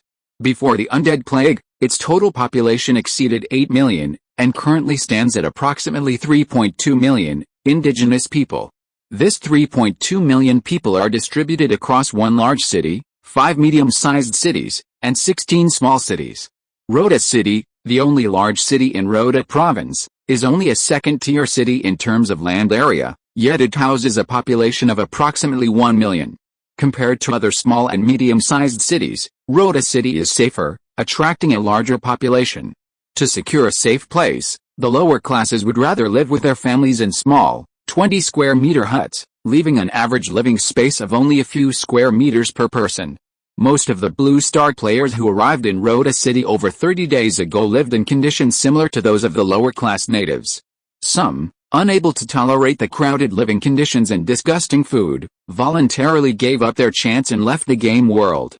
On the Rhoda Province map provided by the merchant, Zhao Yi found his territory, with a brief description next to it. Lord Zhao Yi, a brave warrior from another world, your territory is suspected to be a first-class viscountship or a third-class earldom. Seeing this information, Zhao Yi was extremely wary. The merchant knew his name. It seemed the only sources in Rhoda City who knew his name were the Rhoda Market and the Hill Chamber of Commerce, which had been conducting trade with the territory. It was unknown how they knew his name, but it was possible they had both channels. Perhaps they knew about transactions with the Hill Chamber of Commerce and were able to estimate the territory's size, and even further, its population and strength, based on the amount of supplies purchased. These intelligence organizations on the origin continent were truly formidable and pervasive. Because of this information, Zhao Yi planned to purchase more intelligence, several reports on indigenous cities, several reports on Blue Star player territories, and even some information on his own territory. Zhao Yi wanted to see how well these intelligence organizations understood his territory. Information on indigenous cities was more expensive, while information on Blue Star player territories was relatively cheap. After paying with magic crystals, the information arrived via the market teleportation array in about half an hour. The information was on paper, primarily text, but also with a few pictures. Zhao Yi ignored the other information and focused on the information on his own territory first. An alien hero territory, with a 90% chance of being a first-class Viscount territory and a 10% chance of being a third-class Earl territory. Its population is approximately 20,000, with approximately 2,500 professionals. The Lord is Zhao Yi, a human male between the ages of 22 and 25, a marksman, and has visited Rhoda twice. Zhao Yi breathed a sigh of relief after reviewing the intelligence on his territory. This intelligence organization likely hadn't sent anyone to investigate the territory, at least not recently. They likely analyzed the data from Hill Chamber of Commerce's transaction records. If someone else purchased Zhao Yi's territory data, they would surely give it a negative review. However, Zhao Yi intended to give it a positive review. He wished his territory's intelligence wasn't accurate. Looking at the description on the paper, Zhao Yi felt that this intelligence organization didn't care much about alien heroes, and there were even many words that smacked of disdain. It was better if they didn't care. Zhao Yi truly wished all the indigenous forces didn't care about the Blue Star players, so that they could accumulate strength and grow rapidly. After reviewing the intel on his own territory, Zhao Yi went back to look at the intel on several indigenous cities he had purchased. He only glanced at the intel on other Blue Star player territories and discarded it. It was meaningless and similar to the descriptions of his own territory. No wonder it was relatively cheap. The intel on the more expensive indigenous cities was extensive and detailed. The nearest indigenous city to Zhao Yi's territory was located slightly southwest of Zhaocheng, approximately 35 kilometers away. It was a third-tier city called Morris, with a population of approximately 30,000. Morris City was run by the Morris family, a second-class earl. It had been established as a small village for 213 years. Before the plague of the undead, Morris City had already reached the standard of a second-tier city. However, due to the plague of the undead, the Morris family ran out of money and was forced to reduce the size of Morris City, downgrading it to a third-tier city. The city's reduced size made it unable to accommodate a large population, yet they didn't want these people to be devoured by the undead. Therefore, the Morris family first selected civilian families within the city, then drew lots. Ultimately, those who failed to qualify or were unlucky were killed and their bodies burned. There were two fourth-tier professionals in Morris City, both from the Morris family. One was the current second-class Earl and Patriarch, and the other was the Earl's third son. Both were swordsmen. The Morris family once spent a fortune purchasing a platinum longsword, which is likely to be in the hands of the Earl. In addition to these two fourth-tier professionals, the Morris family commanded at least 20 third-tier professionals, 1 third-tier priest, 3 third-tier mages, 2 third-tier assassins, 4 third-tier archers, and 10 third-tier warriors. The purchased intelligence not only revealed the number of third-tier professionals, but also provided rough information on 20 of them, including information on important second-tier professionals. Lacking a fourth-tier mage and limited financial resources, the Morris family lacked a mage tower in Morris City, and their only publicly available powerful weaponry was a small magic crystal cannon. A small magic crystal cannon was placed on one side of Morris City's walls, along with 2 spare small ones. There was no record of the Morris family purchasing a medium-sized magic crystal cannon. Intelligence also revealed the number of 4th-tier offensive spell scrolls, 4th-tier defensive spell scrolls, super alchemical bombs, and other items the Morris family had purchased, along with their historical consumption. Zhao Yi suspected there must be intelligence agents within Morris City affiliated with the intelligence organization behind this merchant, or perhaps someone within Morris City was actively selling this information to various intelligence organizations. It was like some couriers or delivery points on Blue Star selling information from packages to certain groups for extra income. Since they were selling information belonging to the Morris family, the only ones who would be in trouble were the Morris family. Zhao Yi carefully reviewed the information about Morris City, concluding that it was a formidable force, and that his own territory was no match for it. I have the means to kill 4th tier professionals and 4th tier undead, and Morris City has them too, and even more. As my territory continues to expand, I'll soon be clashing with Morris City. I need to prepare in advance. By the time I border Morris's second-class earldom, it's best if my territory surpasses theirs. Regarding the city's area and population, some have long questioned it, believing it's unreasonable. The origin continent is nearing the end of the world, so how can there be any rational or irrational explanations? As long as there's space, just cram it in. After all, it's only the lower-class civilians who live in poor conditions. Chapter 135, Remarks on the Release. Tomorrow, December 1st, in the early morning, this book will be officially on the shelves. As an old loser on Kidian, I don't know how many times I have put new books on the shelves. The new book will soon have 300,000 words. Among all the new books on Kidian, there are not many that can have so many free words before being put on the shelves. The collection has just exceeded 13,000. According to the subscription ratio of the game channel, 21, the author hopes to reach 600 average subscriptions. On the basis of 600 average subscriptions, for every additional 100 average subscriptions, one chapter will be added. For every cumulative reward of over 20,000 Kidian coins, one chapter will be added. The author is not good at writing, and there are not many chapters in the manuscript. I will add chapters little by little. Readers who are able to do so, please go to Kidian to subscribe and support me. Your support is the author's motivation to write. If you have any good ideas about this book, you can write them in the book review area, not in the chapter review area. You can also join reader groups 376, 304, and 579. If you're listening to this novel on a channel other than Fanfic World, it means they downloaded and uploaded it without effort. We cordially invite you to visit our channel, Mundo Fanfic Novelis. There you'll find the original version of this story and you can explore many other novels of various genres. We're waiting for you to immerse yourself in a world of incredible novels. Chapter 136 1 Crystal and 6 Platinum. The number of player territories reaching the third-class earldom is finally increasing. Yesterday, 34 first-class viscounts challenged the third-class earldom. Ultimately, 29 player territories succeeded, while only 5 failed, decimated by the undead horde. Other player factions saw this as a very high chance of advancement. The territories they were prioritizing were only slightly weaker than these, and with each day's progress, their strength had significantly increased, potentially catching up to those who attempted the first-class viscountum advancement yesterday. The sooner a territory is promoted, the better. This calculation suggests that the later player territories, unwilling to fall too far behind those ahead, are increasingly choosing to advance to the third-class earldom today. Before the undead horde arrived after nightfall, Zhao Yi browsed the forum and discovered that over 100 player territories were attempting to advance to the third-class earldom today.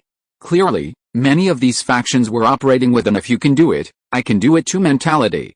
It's expected that the failure rate for those player territories attempting to advance to the third-class earldom tonight will increase significantly, and many of those that succeed will suffer heavy losses. The more player territories that fail, the more cautious players will become in establishing new territories. While death in the game world doesn't affect Blue Planet, it does provide access to vital human qualities like longevity, youth, and health. Surviving longer in the game world might yield greater rewards. In the third hour of night, on the Zhaochang battlefield, Zhao Yi led his 3,700 professionals against over 9,000 undead. With no 4th tier undead, no liches, and no cavalry, it was another easy battle. However, the death of a single tier 0 warrior Mardwat should have been a perfect battle. Returning to the defensive line, Zhao Yi thought of tomorrow night's battle, where the undead would attack over 10,000, offering another chance to obtain a crystal chest. He held high hopes for his third crystal chest, but since the number of undead slain in that battle had barely surpassed 10,000, the resulting crystal chest would contain only one crystal card, with perhaps 2 or 3 platinum cards. By comparison, the platinum chest he'd receive tomorrow morning would be the best, containing 6 platinum cards, including 6 gold cards. Zhao Yi's own bug with a crystal chest and 6 platinum chests also depended on luck. A crystal card costing 10,000 low-grade magic crystals might be acceptable, but exchanging it for 100,000 gold coins or millions of kilograms of grain was definitely not an option. The territory currently had no shortage of food. If luck was the only factor, the platinum chest was the best choice, But obtaining a crystal chest also meant higher bonus points and career experience. Faced with a choice between a platinum chest and a crystal chest, Zhao Yi didn't hesitate for long. One must always look forward, forge ahead, and strive to develop the territory and pursue the better crystal chests. Zhao Yi did a quick calculation and found that, assuming minimal casualties that didn't significantly impact combat rating, a crystal chest could be obtained by destroying between 10,000 and 100,000 undead on a single battlefield in a single day. A platinum chest can hold up to 6 platinum cards, while a crystal chest can hold up to 7 crystal cards. This means that if at least 23,000 undead are annihilated in a single battle, the crystal chest can hold up to 2 crystal cards. To annihilate this many undead in a single battle, Xiaochang would likely need to be upgraded to first-class small city and its territory to first-class earldom. Furthermore, when a territory is promoted, the undead population triples its normal number, and the number of crystal cards increases by at least 1. The territory's population has now reached 43,000, and Xiaochang's population has also exceeded 28,000, leaving only a day or two of recruitment needed to meet the requirements for territory promotion. With sufficient population, the next step is to improve the quality of the territory's army. The long-elusive 4th-tier Lich will appear in the next territory promotion battle. The 4th-tier undead already put pressure on Zhao Yi, and the 4th-tier Lich poses even greater pressure. This territory promotion battle will be extremely challenging, and the territory will need a long time to build up its strength. However, the 2-day disaster had amassed a significant amount of points, and perhaps it would take Zhao Yi less time to build up his strength than it would take to advance from a first-class Viscount to a third-class earldom.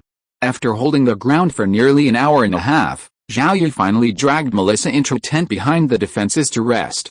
Thinking of the events in the forum shortly after nightfall, Zhao Yi opened it again before retiring. A quick glance at the popular posts confirmed his suspicions. 11 third-class earls had already disappeared from the Lord-level list. Considering that only a third of the night had passed, many player territories had yet to encounter the undead. Even those who had vanquished the incoming undead had been reported by players to have suffered heavy casualties among their own combat class players. Many of the informants were family members of those killed in the battle. Interestingly, a spokesperson for the official Chen Kingdom faction issued a message urging all player lords to exercise caution when advancing territories, refraining from advancing without absolute certainty. The spokesperson urged all Blue Star players to unite and fight the undead together. You won 13 battles, you destroyed 14,863 undead, you lost 1 soldier, battle rating B in Zhao Town, D in Jia Village. D in Tishi Village, points increased by 75.6%, professional experience increased by 75.6%, received 1 platinum chest and 12 silver chests. Compared to yesterday morning's battle results, more undead were destroyed, while fewer soldiers were killed. Those were the only 2 changes. With the increase in undead killed, and the 75.6% bonus to points, Zhao Yi's points increased by another 1.12 million, second only to the points earned during the 2 days of the disaster. Click to open the platinum chest and examine all the cards. Sure enough, it contains the 6 highest tier platinum cards, along with 6 cards of the same tier. Select 2 platinum cards, Tier 3 Priest Recruitment Scroll, and Platinum Storage Bracelet. Select 3 gold cards, Level 3 Shield Warrior Recruitment Scroll, Level 2 Assassin Recruitment Scroll 4, and Intermediate Market. Select 1 silver card, Level 3 Advancement Stone. Although this was the best platinum treasure chest, it didn't contain many surprises. The main one was the Level 3 Priest Recruitment Scroll.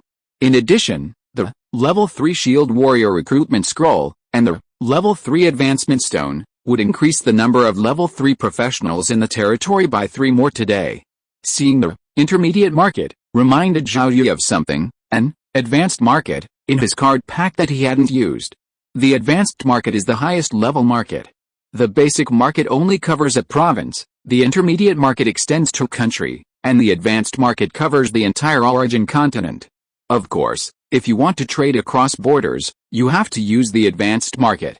Zhao Yi looked at the Advanced Market in his card pack, thought for a moment, and decided not to replace the Basic Market in Zhao City with the Advanced Market. The reason was simple: what happened yesterday when purchasing intelligence? Any contact with the outside world, even just through the market, carries the risk of information leakage. The forces behind the market are also the indigenous people. Zhao Yi's territory only uses the primary market, which doesn't attract much attention. Player lords who reach the Viscount realm can generally access the primary market from treasure chests. Player territories with intermediate markets are extremely rare, and the advanced market, which can only be opened from crystal treasure chests, is even rarer. If his territory suddenly uses the advanced market, whether it's otherworldly heroes or indigenous people, it will attract the attention of the indigenous forces behind the market. When his territory is weak, he can't use the advanced market, and the current primary market is still sufficient to meet the needs of territory development. Furthermore, cross-border transactions are extremely expensive, requiring large purchases of supplies or high-value goods at once to afford the high costs. Daily treasure chest openings, breakfast, and morning meetings are commonplace. These daily meetings are only held in some player territories. The main characteristic of these player territories is that they develop rapidly, changing by the day, necessitating daily meetings to decide territory matters for the day and the next. In indigenous cities, indigenous lords can't quickly level up and gain points by slaying undead. The players on Blue Star are able to sustain themselves through war and continue to grow. Maintaining the strength of the indigenous cities under nightly undead attacks is a real challenge. Many indigenous cities have been steadily weakened by undead attacks. If a disaster of a normal scale were to strike, without reinforcements, they would likely be annihilated by the undead hordes. The morning meeting in Zhao Yi's territory focused on three main issues: demiplane development, the upgrading of villages A, B, and C to towns, and personnel recruitment. Yesterday, under the leadership of a group of earth mages, a road was constructed within the demiplane, and construction began on the demiplane's first town at its end. This first-level town, with a rated population of 12,000, will occupy an area nearly the size of Zhaocheng, a small, third-level city. Since the demiplane is immune to undead attacks, its towns and villages do not require walls or enclosures. While only a few houses have been constructed yet, the various areas have been planned, and those entering the demiplane can initially live in tents. The first wave of settlers in the demiplane consisted primarily of civilians and the families of fallen professionals. Having lost their breadwinners, these individuals no longer desired a decent life. Without the means to sustain themselves, they would accept hard labor, like other civilians. Furthermore, they could enter a safer demiplane, where they would live in more spacious homes and a surrounding environment similar to that before the plague of the undead. They could tolerate the temporary deterioration of their living conditions. Consequently, the demiplane would continue to build roads, towns, and villages, and relocate the population. The relocated population would be employed as civilian labor, initially constructing roads, towns, and villages. Once construction was nearly complete, the demiplane's agricultural and animal husbandry development plan could officially begin. With the presence of earth mages, building roads, towns, and villages wouldn't take too long. Furthermore, Zhao Yi's territory was currently focused on developing its territory on the origin continent. Developing the demiplane was for the future, so a slower pace wouldn't be a problem. Chapter 137: Planting Trees. Villages A, B, and C were established a day before yesterday and stabilized yesterday. Today, they will be upgraded to third-tier towns, and a new group of people will be relocated there. Today's relocation will consist primarily of professional families, with additional officials, merchants, and teachers added. The initial plan is to transfer 3 companies, primarily composed of zero-tier professionals, from Zhaocheng, 1 company per village, so that upon upgrading to a third-tier town, there will be 2 companies of garrison personnel.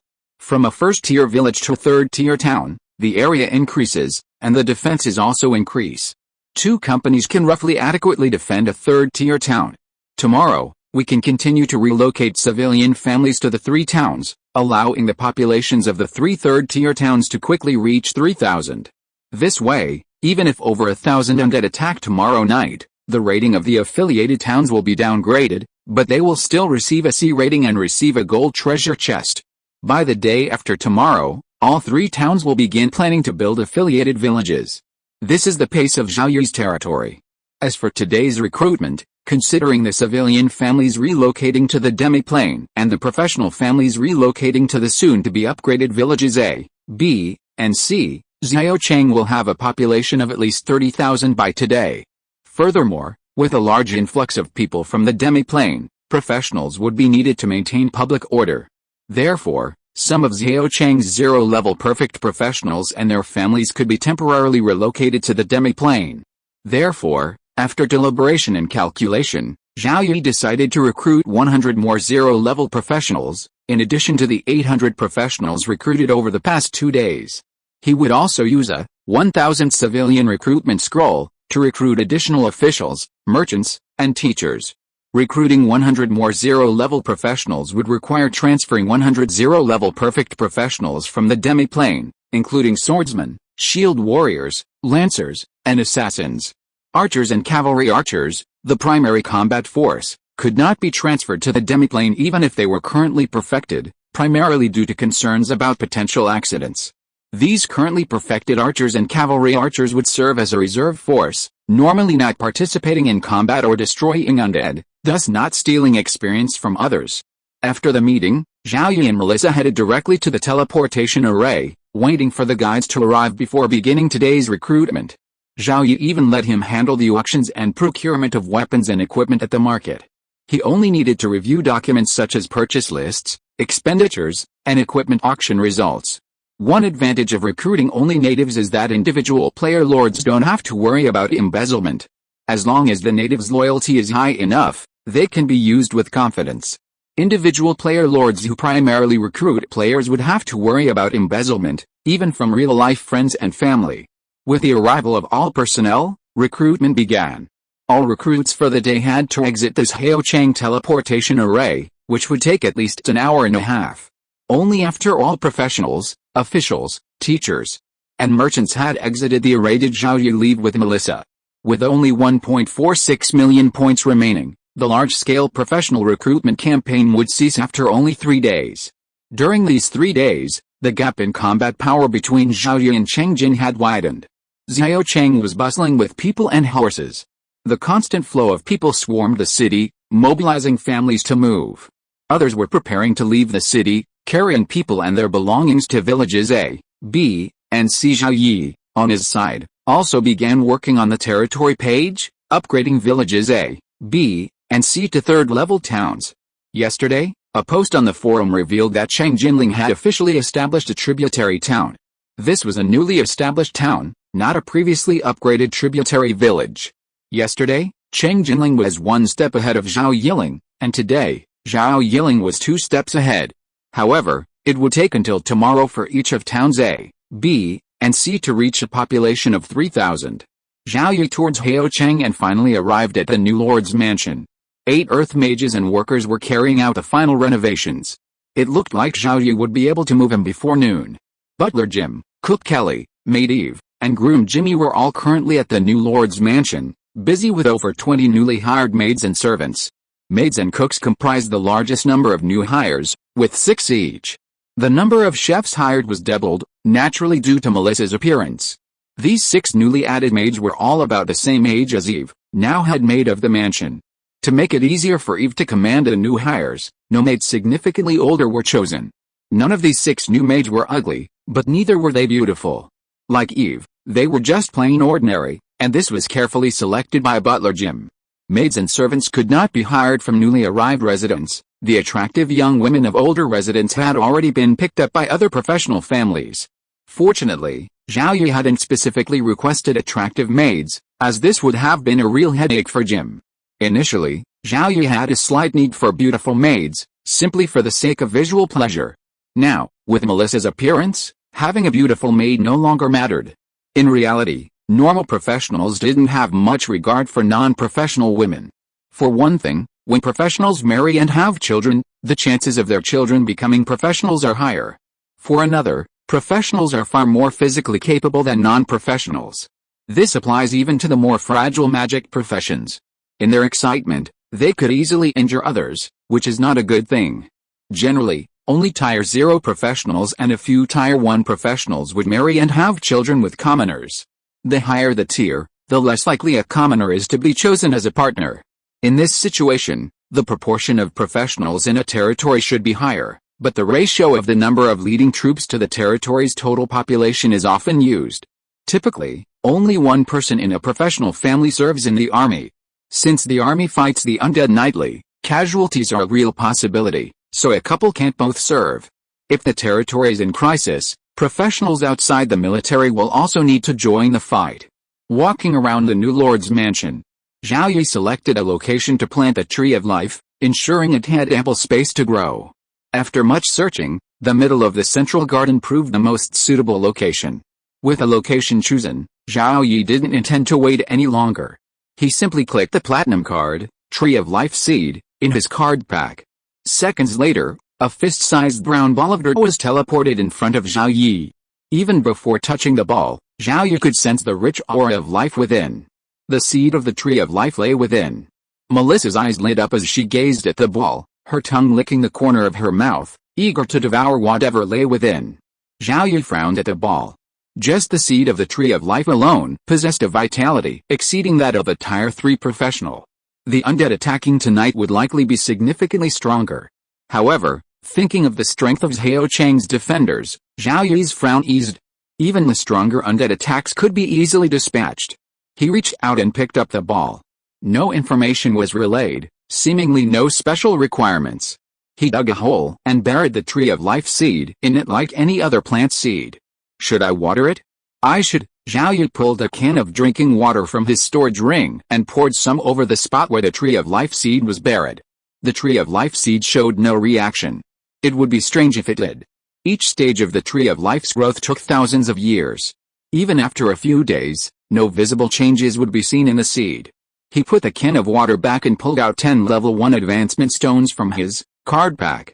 He had the 10 level 1 advancement stones, but how could he use them on the Tree of Life seed?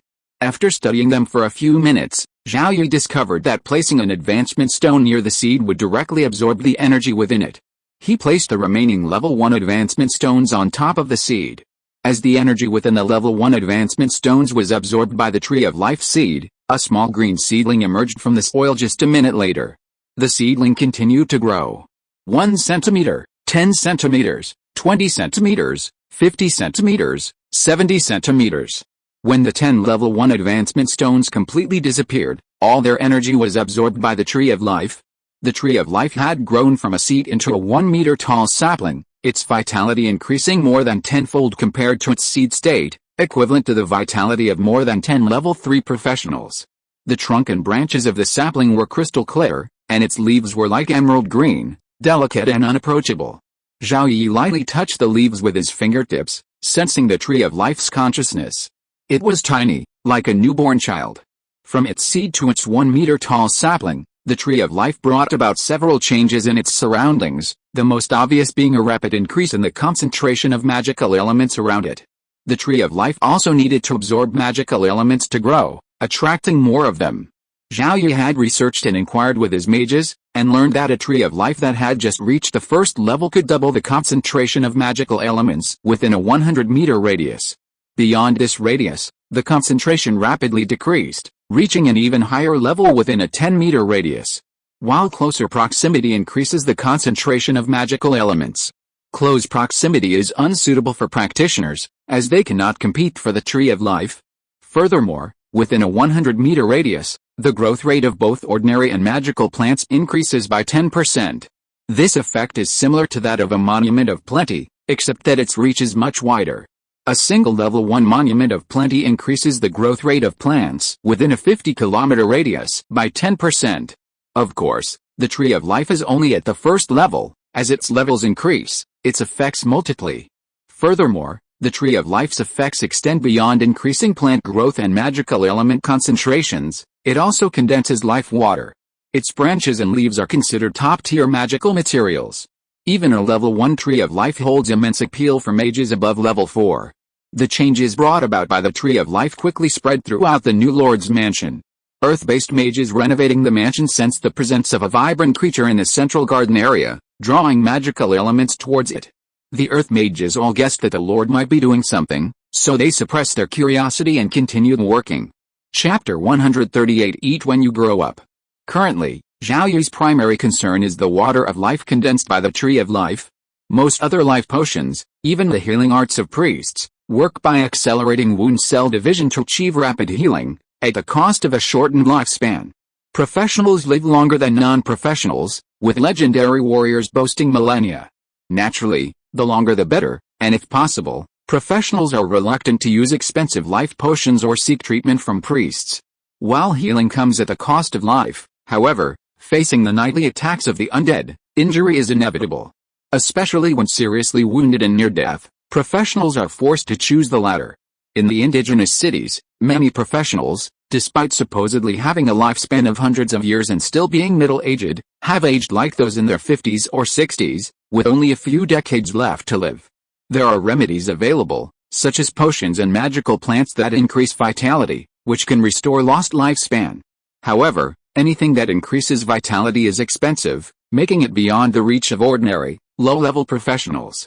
Therefore, the water of life, which boosts vitality, does not consume a class's lifespan when healing injuries, making it a top-tier life potion. Water of life is sold by the drop. One drop can rapidly heal any injury suffered by a class at level 3 or below, no matter how severe. Consuming 1 or 2 more drops can even regenerate a limb for a class at level 3 or below.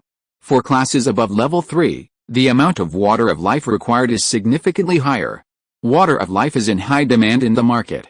1 drop can easily exchange for a piece of top-tier gold equipment, or even for lesser platinum equipment, valued at around 100 mid-grade magic crystals.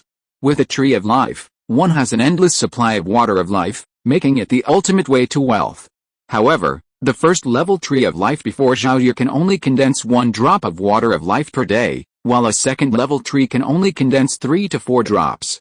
Given the pace of Zhao Yi's territory's development, 3 or 4 drops a day was incredibly slow. Furthermore, the water of life he had obtained could only be used by himself for the time being and could not be sold on the market. After all, the tree of life was valuable, far surpassing even the mage tower or the demiplane itself. As Zhao Yi pondered the tree of life, Melissa stared at it with her dragon eyes, her tongue licking the corners of her lips. From seed to sapling, Melissa wanted to devour it. With a dragon's appetite, she could devour not only plants but even minerals and soil. If the owner of this sapling wasn't her contractor, Melissa wouldn't have cared and would have devoured it whole. For now, she could only stare at the sapling. Seeing Zhao Yi finish his thoughts, Melissa looked at him with a pitiful expression. The words "I want to eat" were practically written on her face. Zhao Yi rubbed Melissa's little head and soothed her, saying, "It's still young. You can't eat it now. When it grows up, you can eat a little bit." The branches of the tree of life seemed to tremble slightly. If the tree of life now possessed the intelligence of a human child, it would probably want to sprout 2 legs and flee. Melissa could only accept Zhao Yi's words, inwardly praying for the tree of life. Little tree, grow up quickly." After comforting Melissa, Zhao Yi rummaged through his storage ring and produced 4 silver-grade shields, surrounding the tree. He also found a wooden plank, inscribed "Do not move," and stuck it into the ground, warning anyone approaching to leave it alone. There were no outsiders in Zhaocheng, and few entered the Lord's mansion. Given their high loyalty, this measure was sufficient to protect the fragile tree of life. Now that the tree of life had reached level 1, Zhao Yi would need to accumulate 10 level 2 advancement stones. If he collected more than 3 level 2 advancement stones a day, he could keep 1. Sensing the tree of life's vital energy, Zhao Yi grew slightly uneasy about the undead horde that would attack tonight. It's like some indigenous people or players using the undead to kill with a borrowed knife, placing objects imbued with a strong aura of life near or even inside their enemies' homes to attract more undead attacks. The tree of life is that object imbued with a strong aura of life. It seems Zhaocheng needs to make more preparations before night falls, ideally preparing for the territory's promotion to second-class earldom to provide peace of mind. Less than 10 minutes after Zhao Yi and Melissa left the new lord's mansion, an earth mage sauntered over, his gaze captivated by the tree of life. Many professionals know about the tree of life, but few can truly identify it. The earth mage, though unfamiliar with it, could sense its life force and the concentration of magical elements, and knew that the sapling before him was a young, high-level magical plant. Even without the 4 silver shields and the wooden board inscribed "Do not move," no earth mage would dare to touch the tree. Such a precious object, they wouldn't even dare to get too close, fearing it might harm the tree. From Zhaocheng's only teleportation array, civilian families continued to emerge. Adults and children, dressed in tattered linen, each carried their most essential household items on their backs. Stepping out of the teleportation array and into Zhaocheng, they were met by families like their own. Everyone hurried to and fro, their activity unperturbed, a breath of relief for the newcomers. The city seemed perfectly safe from the undead. More knowledgeable civilians could even identify the Mage Tower, the tallest structure in Zhaocheng. Its presence gave them added peace of mind, as it signaled the presence of powerful mages. Unfortunately, the newly arrived civilians had no idea that Zhaocheng lacked even a single rank 4 professional, let alone a powerful mage. The highest rank of mage was only rank 3, a position they had only recently attained. Only about a quarter of the newly arrived civilian families remained in Zhaocheng. Zhaocheng added 900 professional families today, requiring the relocation of 354 to towns A, B, and C, and the relocation of 100 to the demi-plane. Zhaocheng's population now stands at just over 30,000. If the families of those killed in battle were also relocated to the demi-plane, the population would drop below 30,000, necessitating the small number of newly arrived civilian families to remain in Zhaocheng. Most of the newly arrived civilian families were waiting in a designated area near the teleportation array, awaiting the arrival of carriages that would carry them into the demi-plane and their future homes. Compared to the crowded Zhaocheng and its nightly attacks by the undead, these families undoubtedly preferred the quiet and peaceful demi-plane. As the carriages arrived, families boarded, each carrying their belongings. With so much luggage, each carriage could only carry one family. Fortunately, the territory had ample carriages, yielding over 10 silver treasure chests daily, yielding a good number of poor, medium, and good horses, ensuring sufficient supplies for Zhao Yi's territory. The development of agriculture in the demiplane will require horses for plowing. There are also areas within the demiplane suitable for pastures, allowing for the breeding of ordinary horses. However, compared to the development of a territory, raising poultry and livestock is much slower, requiring only 6 months to see results. Agricultural development, on the other hand, offers various methods for increasing crop growth. Carriages carrying civilian families, newly admitted to Zhao Yi's territory, traveled hundreds of meters through Zhaocheng, passing through a void portal and arriving in the demi-plane. Upon first glimpsing the demi-plane, countless people rubbed their eyes vigorously, or slapped themselves or those around them, trying to confirm whether what they were witnessing was real. Once they were certain of the reality, over 90% of the older people wept with emotion. After so many years, they once again witnessed these familiar yet unfamiliar scenes. In that moment, they felt as if they had returned to the time before the undead plague. While life was still impoverished, without the harassment of the undead and the threat of death, even this poverty held a unique kind of happiness. Right now, staying alive is the greatest wish. The carriage didn't stop, continuing for another 6 or 7 kilometers until it reached the first town in the demi-plane, its new home. Finally able to disembark, countless people knelt on the ground, kissing the earth with excitement. The newly arrived civilians were thrilled, as were the families of the fallen professionals arriving in the demi-plane, thinking of their departed loved ones. Though deceased, their heroic spirits seemed to be protecting them. The Lord promised to provide them with 20 years of continuous financial support, and now, even allowed them to move to this safe and beautiful place. If their sons, or grandsons, still possessed professional talent, their families would be willing to have them continue to serve in the territory's army. Such a kind Lord was worthy of their unwavering loyalty. However, those professionals who had reached the highest level of their current rank were filled with nostalgia for the demiplane's environment, but they didn't want to remain there forever. The low magic environment of the demiplane wasn't suitable for professionals, as their fighting spirit, mana, regenerated slowly. In other words, professionals like these, whose current level is stuck, would be even less inclined to enter the demiplane, preferring to battle the undead on the battlefield and continuously improve their strength. However, the families of these professionals are very pleased with the demiplane's environment. Compared to the somewhat oppressive Zhaocheng, the demiplane offers fresh air, abundant greenery, peace and tranquility, and larger homes. They truly wish to live there forever. However, this is impossible, especially for the families of these professionals. When the opportunity to advance arises, they will leave the demiplane. The professionals also want their families to remain in the safety of the demiplane, but with a lord around, it's perfectly safe outside. Returning outside is an option, though it would reduce the living space. Chapter 139 Rules. Inside Zhaocheng, Zhao Yi continued his inspections, his last stop being the territory's only alchemy workshop. Entering the workshop, the alchemists were bustling with activity. Upon seeing Zhao Yi, they simply bowed and continued their work. Only Mike, The current manager of this intermediate-level alchemy workshop, a first-level alchemist, put aside his work to lead the way for the Lord and explain the workshop's current status. Including Mike, the alchemy workshop currently has 3 first-level alchemists and 10 zero-level alchemists.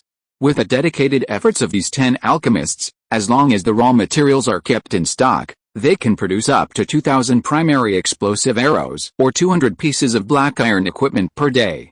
The pass rate for both is above 75%, and this rate is expected to continue to improve over time, but increasing production capacity requires additional alchemists.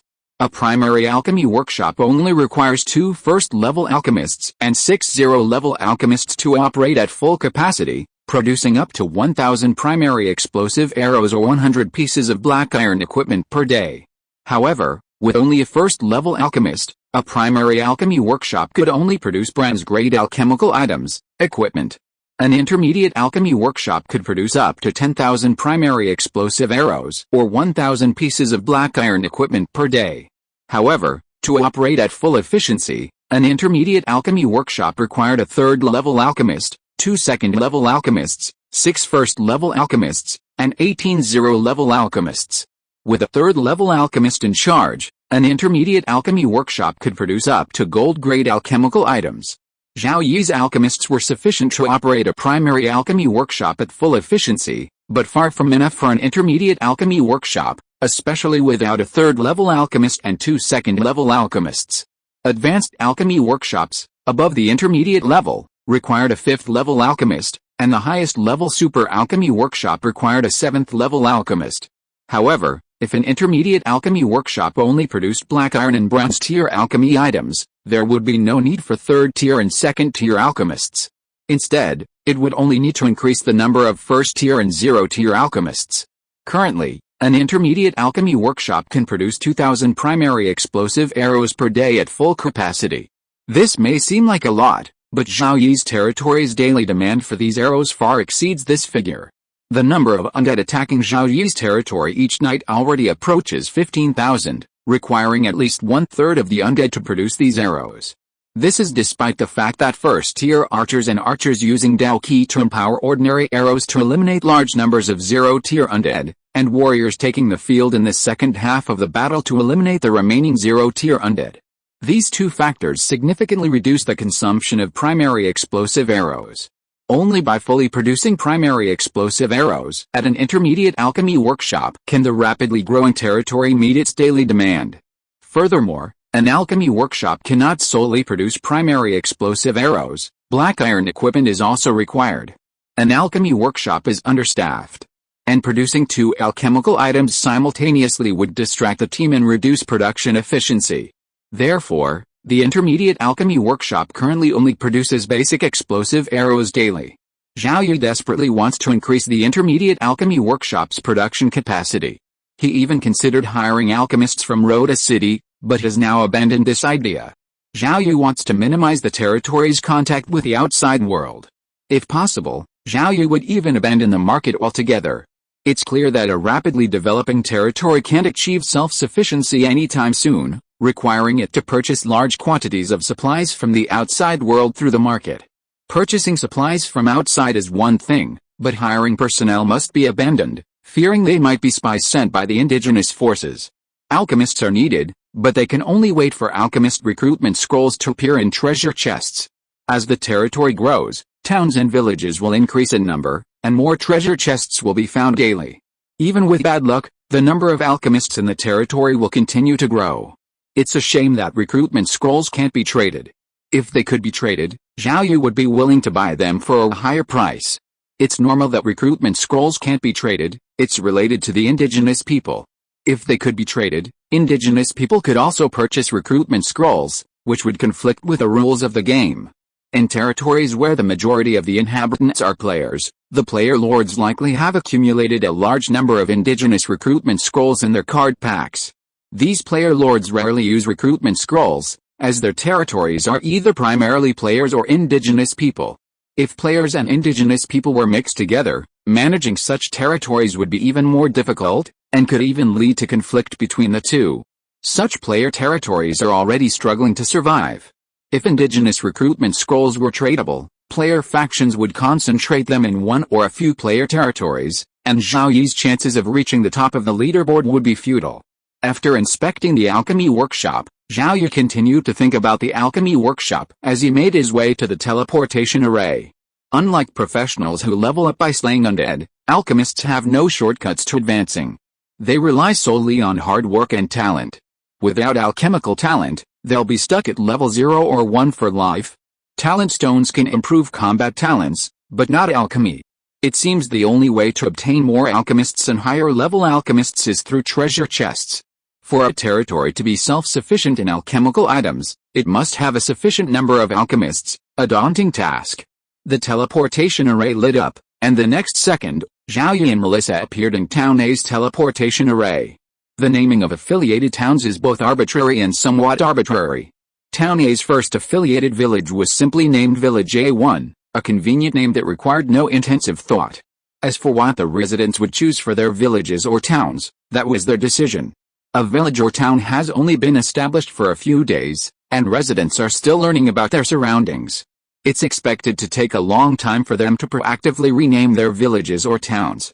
Commoners, feeling inferior, generally stay out of the loop, leaving the professionals to decide on village and town names. Once professionals reach perfection at their current level, they must be transferred back to Zhaocheng. They can't stay here forever. Even for the second and third villages in the territory, new names are still a long way off. Besides, village names aren't important. Second is a random name. Both Blue Star and the Origin Continent had even more random names. Zhao Yi held Melissa's hand as they walked along the streets of Town A. The streets were sparsely populated, with people rushing to and fro, leaving little time to waste. Looking around, there were already dozens of houses in Town A, but no construction crews were currently working on them. Town A had just been promoted to town status, and its most important tasks were settling the new residents and building new defenses. Only after these two tasks were completed could construction resume. Compared to Zhaocheng, Zhao Yi felt more confident in Town A, B, and C. Although newly established, they had sufficient defenses, and as tributary towns, the undead wouldn't focus their efforts on them. The three third-level towns, A, B, and C, appeared, and on the territory page, Zhao Yi saw 9 more tributary villages available. There is a certain limit on the number of 9 affiliated villages. The affiliated villages cannot be too far away from the town they belong to. This is a very normal rule. Thanks to the Big Brother, Mingli Udongshan 121, for the 10,000 starting coins reward, I will delay the update. The author is distressed. Chapter 140 Aerial Bombing. Inspection, Pre-War Preparations, Training, Dinner. As night fell, most of the professional warriors of Zhaocheng's garrison were on high alert behind the defenses. A small number of warriors who had reached their current level remained within the city, prepared for any unforeseen events. Zhao Yi suspected that the undead attacking tonight would be even stronger, but his pursuit of higher ratings and better treasure chests, as well as his confidence in his own strength, prevented him from opting to transfer part of Zhaocheng's population to the demi-plane to reduce the number of incoming undead. With some time left before the undead army arrived, Zhao Yi browsed the forums. Today, a first-class viscount had officially announced its promotion to a third-class earldom. However, due to the destruction of over 20 first-class viscounts yesterday, over 30 territories that had successfully been promoted suffered heavy losses. This resulted in a sharp drop in the number of player territories eligible for promotion to third-class earldom, to just 7. Player discussion regarding third-class earldoms also declined, with many instead discussing the hidden leader at the top of the territory combat power rankings and speculating on when Cheng Jinling would regain the top spot. Zhao Yiling is widely speculated to be a solo player lord of Chen State, his subjects primarily indigenous, and a fortunate individual.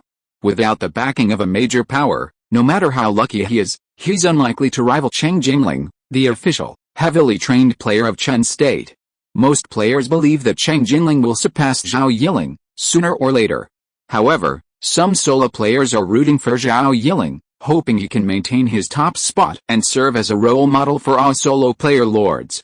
Time flies as they browse the forums, and several air cavalrymen descend from the sky with intelligence on the undead army.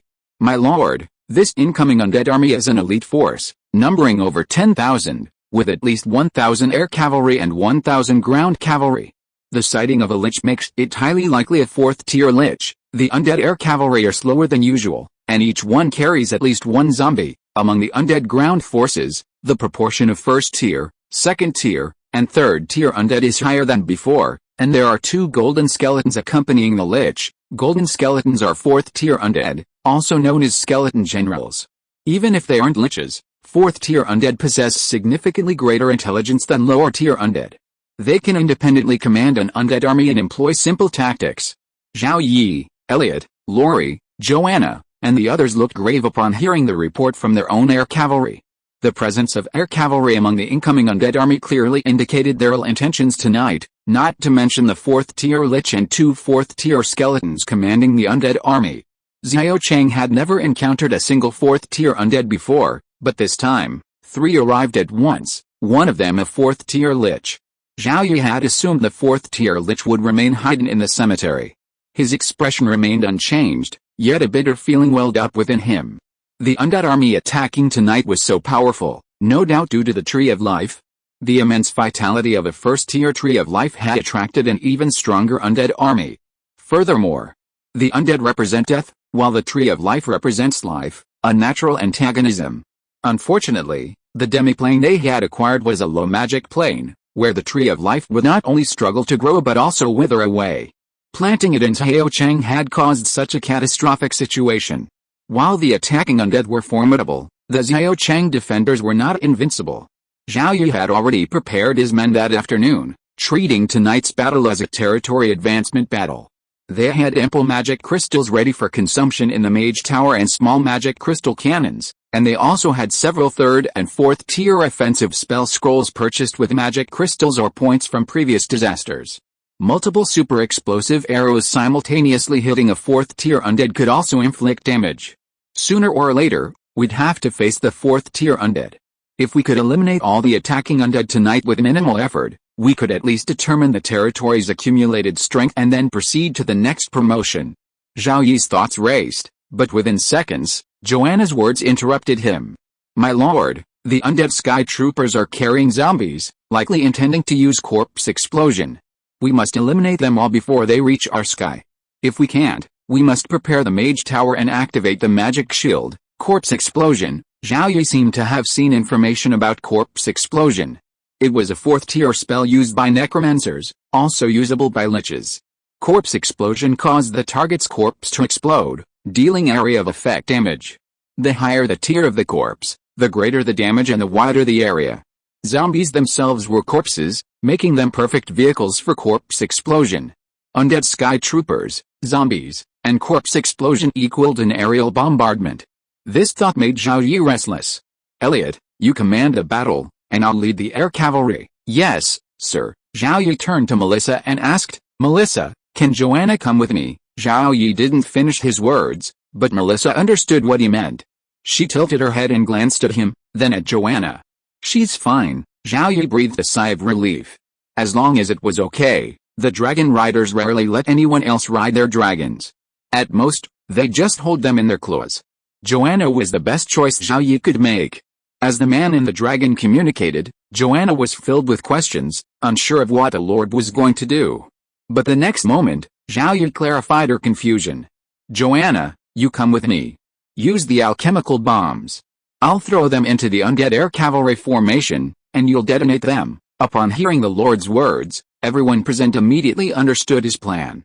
The undead can bomb from the air, and so can we. However, we won't bomb the undead on the ground, but the undead air cavalry in the sky. Zhao Cheng had a considerable stockpile of alchemical bombs, with over 50 intermediate-level bombs alone, and 3 even more powerful advanced-level bombs. The intermediate-level bombs had a detonation radius of only 9 meters, capable of killing Tier 2 undead within their core area. The advanced-level bombs had a detonation radius of a full 27 meters, capable of killing Tier 3 undead within their core area. Advanced-level bombs were also extremely expensive, and Zhao Yi could never afford to spend magic crystals on them on a normal day. He had purchased these 3 advanced-level bombs with points during the disaster, using them as a trump card, but he hadn't expected to use them today. As the undead horde drew closer, Zhao Yi had no time to explain. He handed over the battle command to Elliot, leaving behind the small magic energy cannon and a large number of magic crystals. Gary operated the small magic crystal cannon. Melissa returned to her true form as a silver dragon, and Zhao Yi pulled Joanna onto its back, carrying them both into the sky. Although Joanna's third-level skills included flight, riding a dragon for the first time still made her very nervous, and she unconsciously clung to Zhao Yi's waist. Behind the silver dragon, the human air cavalry struggled to fly. The air cavalry's mounts were only second-level Pegasus, and among the undead air cavalry were third-level undead. If the human air cavalry also had a mage, the possibility of danger would increase greatly. Every air cavalry was precious, and Zhao Yi didn't want them to die so easily. Corpse Explosion was originally supposed to be a first or second level spell, but the effect was too disgusting, and most player territories could hardly withstand it, so it was upgraded to a fourth level spell. Chapter 141 Aerial Chase. The undead aerial bombardment forced Zhao Yi to take the initiative. Xiao Cheng had a method to defend against the undead aerial bombardment. As long as the mage tower activated a magic shield, it could resist all attacks. However, activating the magic shield consumed energy, and resisting attacks consumed even more energy. If the undead sky troopers' aerial bombardment completely hit the magic shield, all the magic crystals in Xiao Cheng would be consumed, leaving Xiao Yi unable to resist the attack. Xiao Yi had to take the initiative and eliminate as many of the attacking undead sky troopers and the zombies they carried as possible. Xiao Yi's tactic was simple. Using aerial bombardment against the undead sky troopers was effective, but not everyone could use it. Among the undead sky troopers were Tier 3 undead, and those carrying out the mission also required at least a Tier 3 mount. Dragons were among the fastest flying monsters of their tier. Melissa cast a buff on herself, increasing her speed and defense, and Joanna also cast a wind blessing on her. On the battlefield of Xiaocheng, there was absolutely no one faster than Melissa, and even chasing her was impossible. The distance between the silver dragon and the undead sky troopers was rapidly closing. Zhao Yi pulled a high-level alchemical bomb from his storage ring and handed it to Joanna. Joanna quickly activated it. Due to their contract, Melissa and Zhao Yi were almost in sync.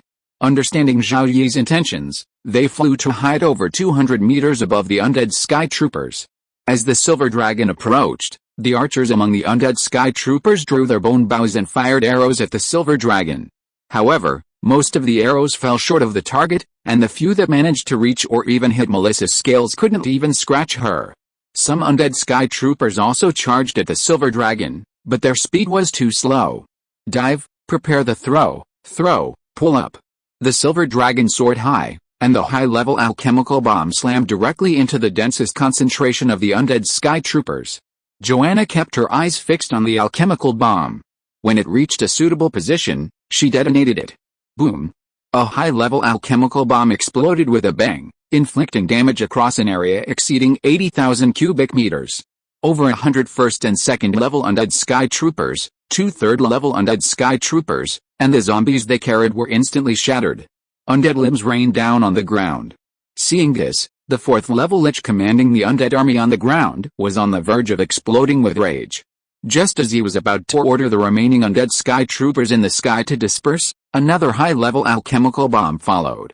Another violent explosion killed nearly 100 first and second level undead sky troopers, with only 1 third-level undead sky trooper severely damaged. The second high-level bomb didn't inflict as much damage on the undead sky troopers as the first, but Zhao Yi was already quite satisfied. Under the command of the 4th-level lich, the remaining 800 undead sky troopers quickly dispersed, with a small number abandoning their zombies and pursuing the silver dragon. The pursuing undead sky troopers numbered over 100, but Zhao Yi showed no fear. His mount was a Tier 3 silver dragon, and the undead sky troopers couldn't catch up, nor could they defeat it if they did. Zhao Yi ignored the pursuing undead sky troopers for the time being and directed Melissa to circle and charge towards the main undead sky troopers. He was reluctant to use his one remaining high-level alchemical bomb, so he immediately pulled out an intermediate level 1. In less than 20 seconds, 10 intermediate-level alchemical bombs inflicted over 60 casualties on the undead sky troopers. Feeling the alchemical bombs were inflicting little damage on the scattered undead sky troopers, Zhao Yi pulled out his platinum bow from his storage ring and switched to using arrows to eliminate the undead sky troopers still carrying zombies. With the power of a Tier 3 silver dragon, he could easily penetrate the undead sky troopers and unleash a devastating slaughter, But Zhao Yi had no such plans.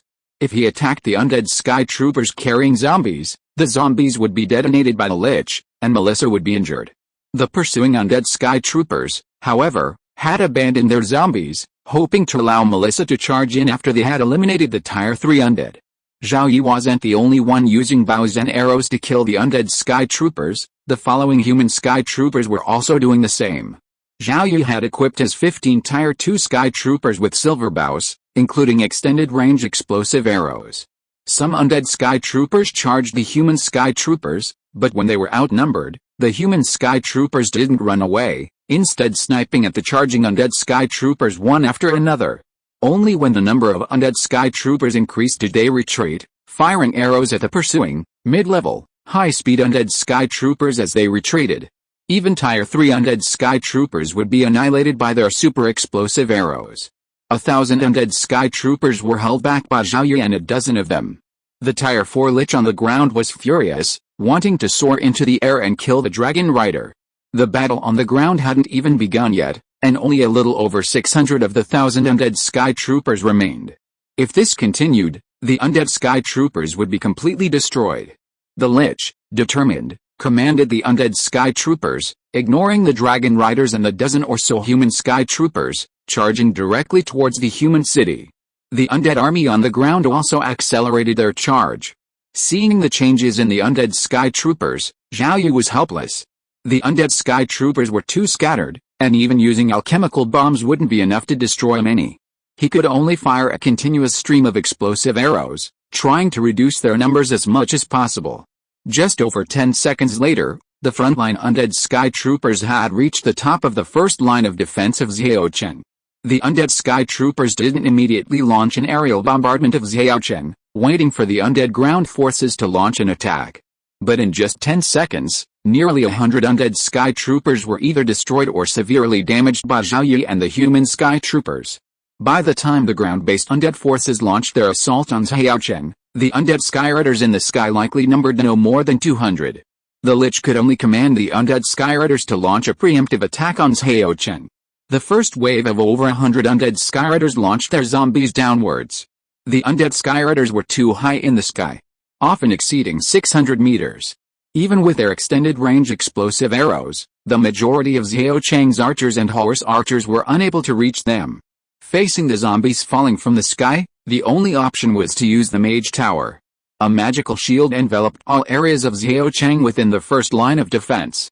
Archers and horse archers were forbidden from firing arrows at the zombies, as their corpses carried numerous pathogens, and their limbs, scattered throughout the city, would contaminate the city. While the professionals could withstand this, the non-professionals within the city could not. In less than 3 seconds, hundreds of zombies smashed into the magic shield.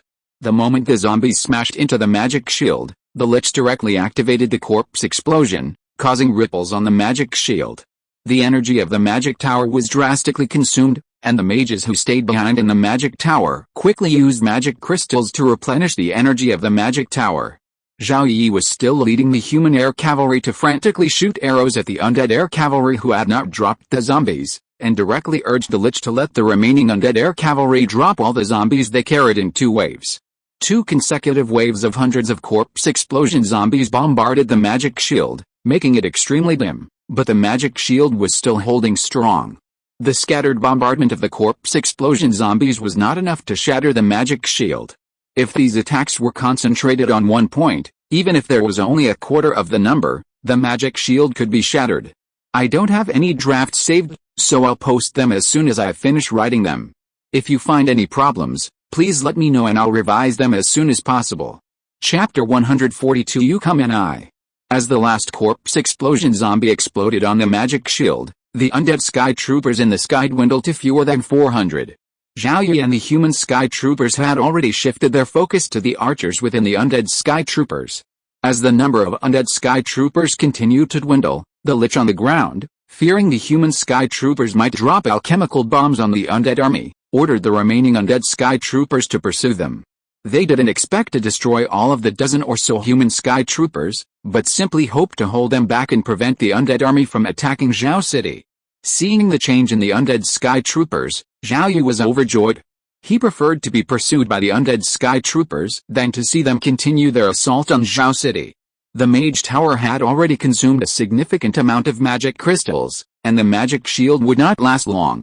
As the undead sky troopers, chasing the human sky troopers, moved a short distance above Zhao City, the magic shield dissipated. The professionals previously protected by the magic shield gripped their weapons and stared forward, while the archers placed arrows on their bows, ready to fire. The undead army's ground forces arrived, numbering 7,000. The undead air cavalry comprised only 1,000, but their mounts and the zombies they carried brought them to over 3,000. These 1,000 undead air cavalry were the Lich's first trump card, but unexpectedly, the appearance of the human dragon riders rendered them useless. With one trump card gone, the Lich still had one. It would destroy this human city tonight.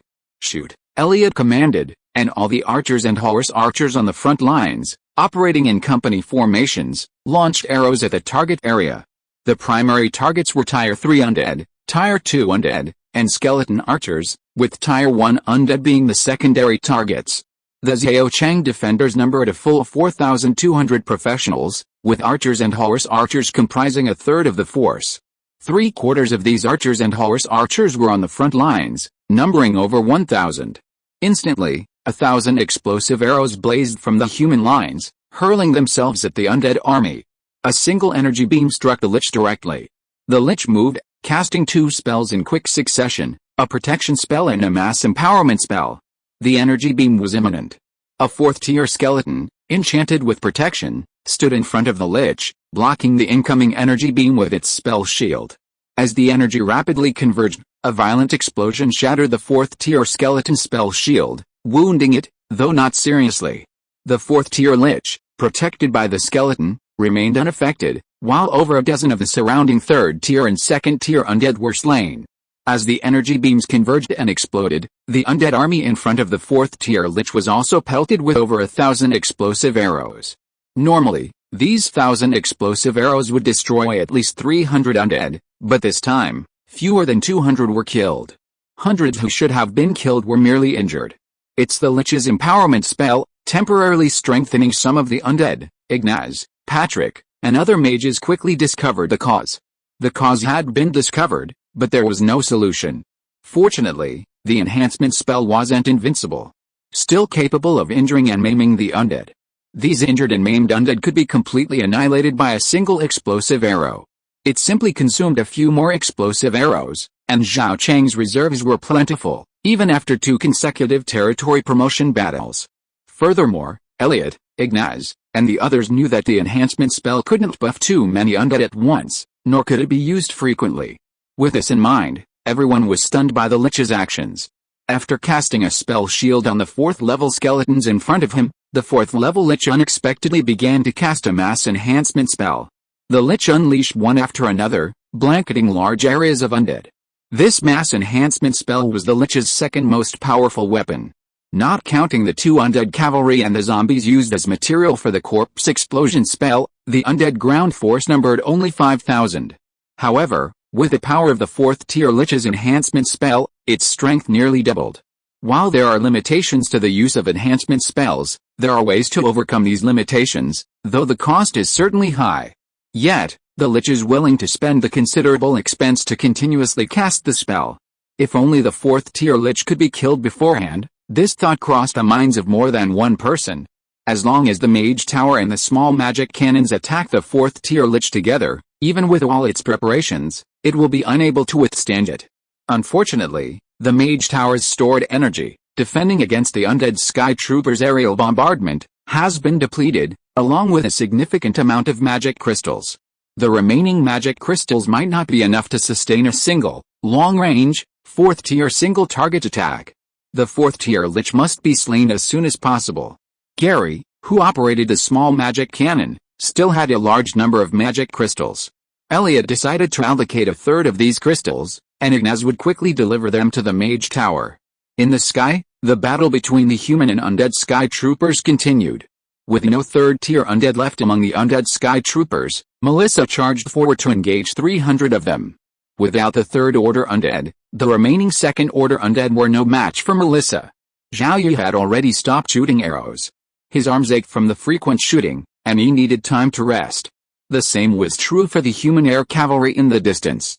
Only Joanna occasionally cast attack spells to eliminate a few undead air cavalry. When her mana was almost depleted, she would drink mana potions. However, Joanna's spell attacks could not be sustained for long. Casting spells not only consumed mana, but also mental energy. Consumed mana could be quickly restored, but consumed mental energy could not. On the ground, the undead army, empowered by the strengthening spell, rushed madly towards Zhao Yi. The undead army blessed by the strengthening spell was very powerful, but the Zhao Yi defenders could still deal with it. Under the frontal attack of more than 1,000 archers, a large number of undead were eliminated. At closer range, nearly 2/3 of the archers could use the multi-arrow volley skill, delivering a brutal blow to the undead horde. The ground battle lasted only half a minute. Seeing the heavy casualties among his own forces, the Lich finally deployed his third trump card, Elite Undead Land Cavalry, enhanced with a buff. The Undead Land Cavalry separated from the group, preparing to launch a charge from somewhere in Zhao Yi. The Lich watched the human dragon rider slaughtering the enemy in the sky, his rage simmering with anger, with nowhere to vent. He regretted not applying the buff to the undead air cavalry beforehand. The buff's effect was time-limited. If applied beforehand, it might wear off soon after the battle began. The Lich intended to apply the buff after entering the battlefield, but the situation changed so swiftly. Before even entering the battlefield, he was entangled by the human air cavalry, leaving him no chance to apply the buff. If the Lich were still alive, he would probably be furious at the recent events in this territory. If you're listening to this novel on a channel other than Fanfic World, it means they downloaded and uploaded it without effort. We cordially invite you to visit our channel, Mundo Fanfic Novelis. There you'll find the original version of this story, and you can explore many other novels of various genres. We're waiting for you to immerse yourself in a world of incredible novels. Chapter 143 Combo Takes Away. Elliot wasn't particularly worried when the undead land cavalry were deployed. Although the archers and cavalry on the other three lines of defense numbered only 100 or so, they were well prepared. Some archers carried super explosive arrows, capable of killing tier 3 undead, while some mages carried intermediate and primary alchemical bombs. With explosive arrows and alchemical bombs, they were no match for 1,000 undead land cavalry charges. Elliot's focus was on the Lich and its 2 tier 4 skeletons, who posed the greatest threat to Zhao City. Soon, Ignaz returned. The mage tower is ready to unleash the tier 4 sky thunderbolt. The small magic cannon in front of Gary was also consuming a significant amount of magic crystals, increasing its maximum power for the next attack. While the small magic cannon was said to be capable of destroying tier 4 human professionals or undead, it had several limitations. The target needed to possess high-level defensive equipment or possess a certain level of defensive spells to withstand the cannon's damage. The current attack targeted the tier 4 Lich, primarily tier 4 defensive spells and the tier 4 skeleton shield, which was also enchanted with them. Elliot felt that the full force of the mage tower's thunderbolt and the small magic cannon wasn't enough, so he ordered 2 tier 3 archers and 3 tier 2 archers to prepare their super explosive arrows. He had to take the tier 4 Lich out in a single attack. Gary, target the Lich, attack, Elliot commanded, and Gary, manipulating the small magic cannon, launched a barrage at the Lich, his eyes fixed on the Lich. Just as Elliot expected the Lich to hold out, a sudden change occurred. A tier 4 skeleton suddenly carried the Lich and ran to the side. Normally, a Lich commanding an undead army on the battlefield would react more slowly to an attack, usually remaining in place to resist. Clearly, this tier 4 Lich, encountered for the first time, was no ordinary Lich. The energy beams fired from the small magic cannon were incredibly fast, but they couldn't reach any of the 4th tier undead. The resulting explosion enveloped all 3, but their magic shields effectively shielded them from the blast. Just as the 4th tier Lich was feeling pleased with itself for dodging the human attack, a bolt of lightning descended from the sky, striking the Lich's shield, which hadn't had time to dodge. The shield collapsed, unleashing the remaining power of the lightning upon the Lich. The Lich's body was relatively fragile, relying primarily on its magic shield for defense. Even the remaining power of the lightning inflicted heavy damage. Run! The Lich had only one thought in mind, but before it could react, the third wave of attacks arrived.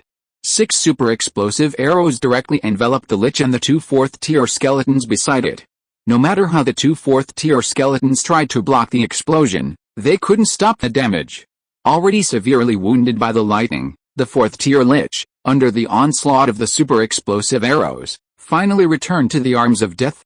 The super explosive arrows blast shattered the magical shield surrounding one of the 4th tier skeletons, leaving it with several more wounds. Without the 4th tier lich, defeating the 2 skeletons was significantly easier. With the 4th tier lich dead, the 2 4th tier skeletons charged furiously towards Zhao Yi. The undead land cavalry, no longer circling, charged directly towards Zhao Yi. Several human archers aimed super explosive arrows at one 4th tier skeleton, while small mana cannons, rapidly recharging, were already targeting another. Facing the charging undead land cavalry, the corresponding defensive lines of archers, mages, and warriors braced for battle, using explosive arrows and alchemical bombs to hold them back.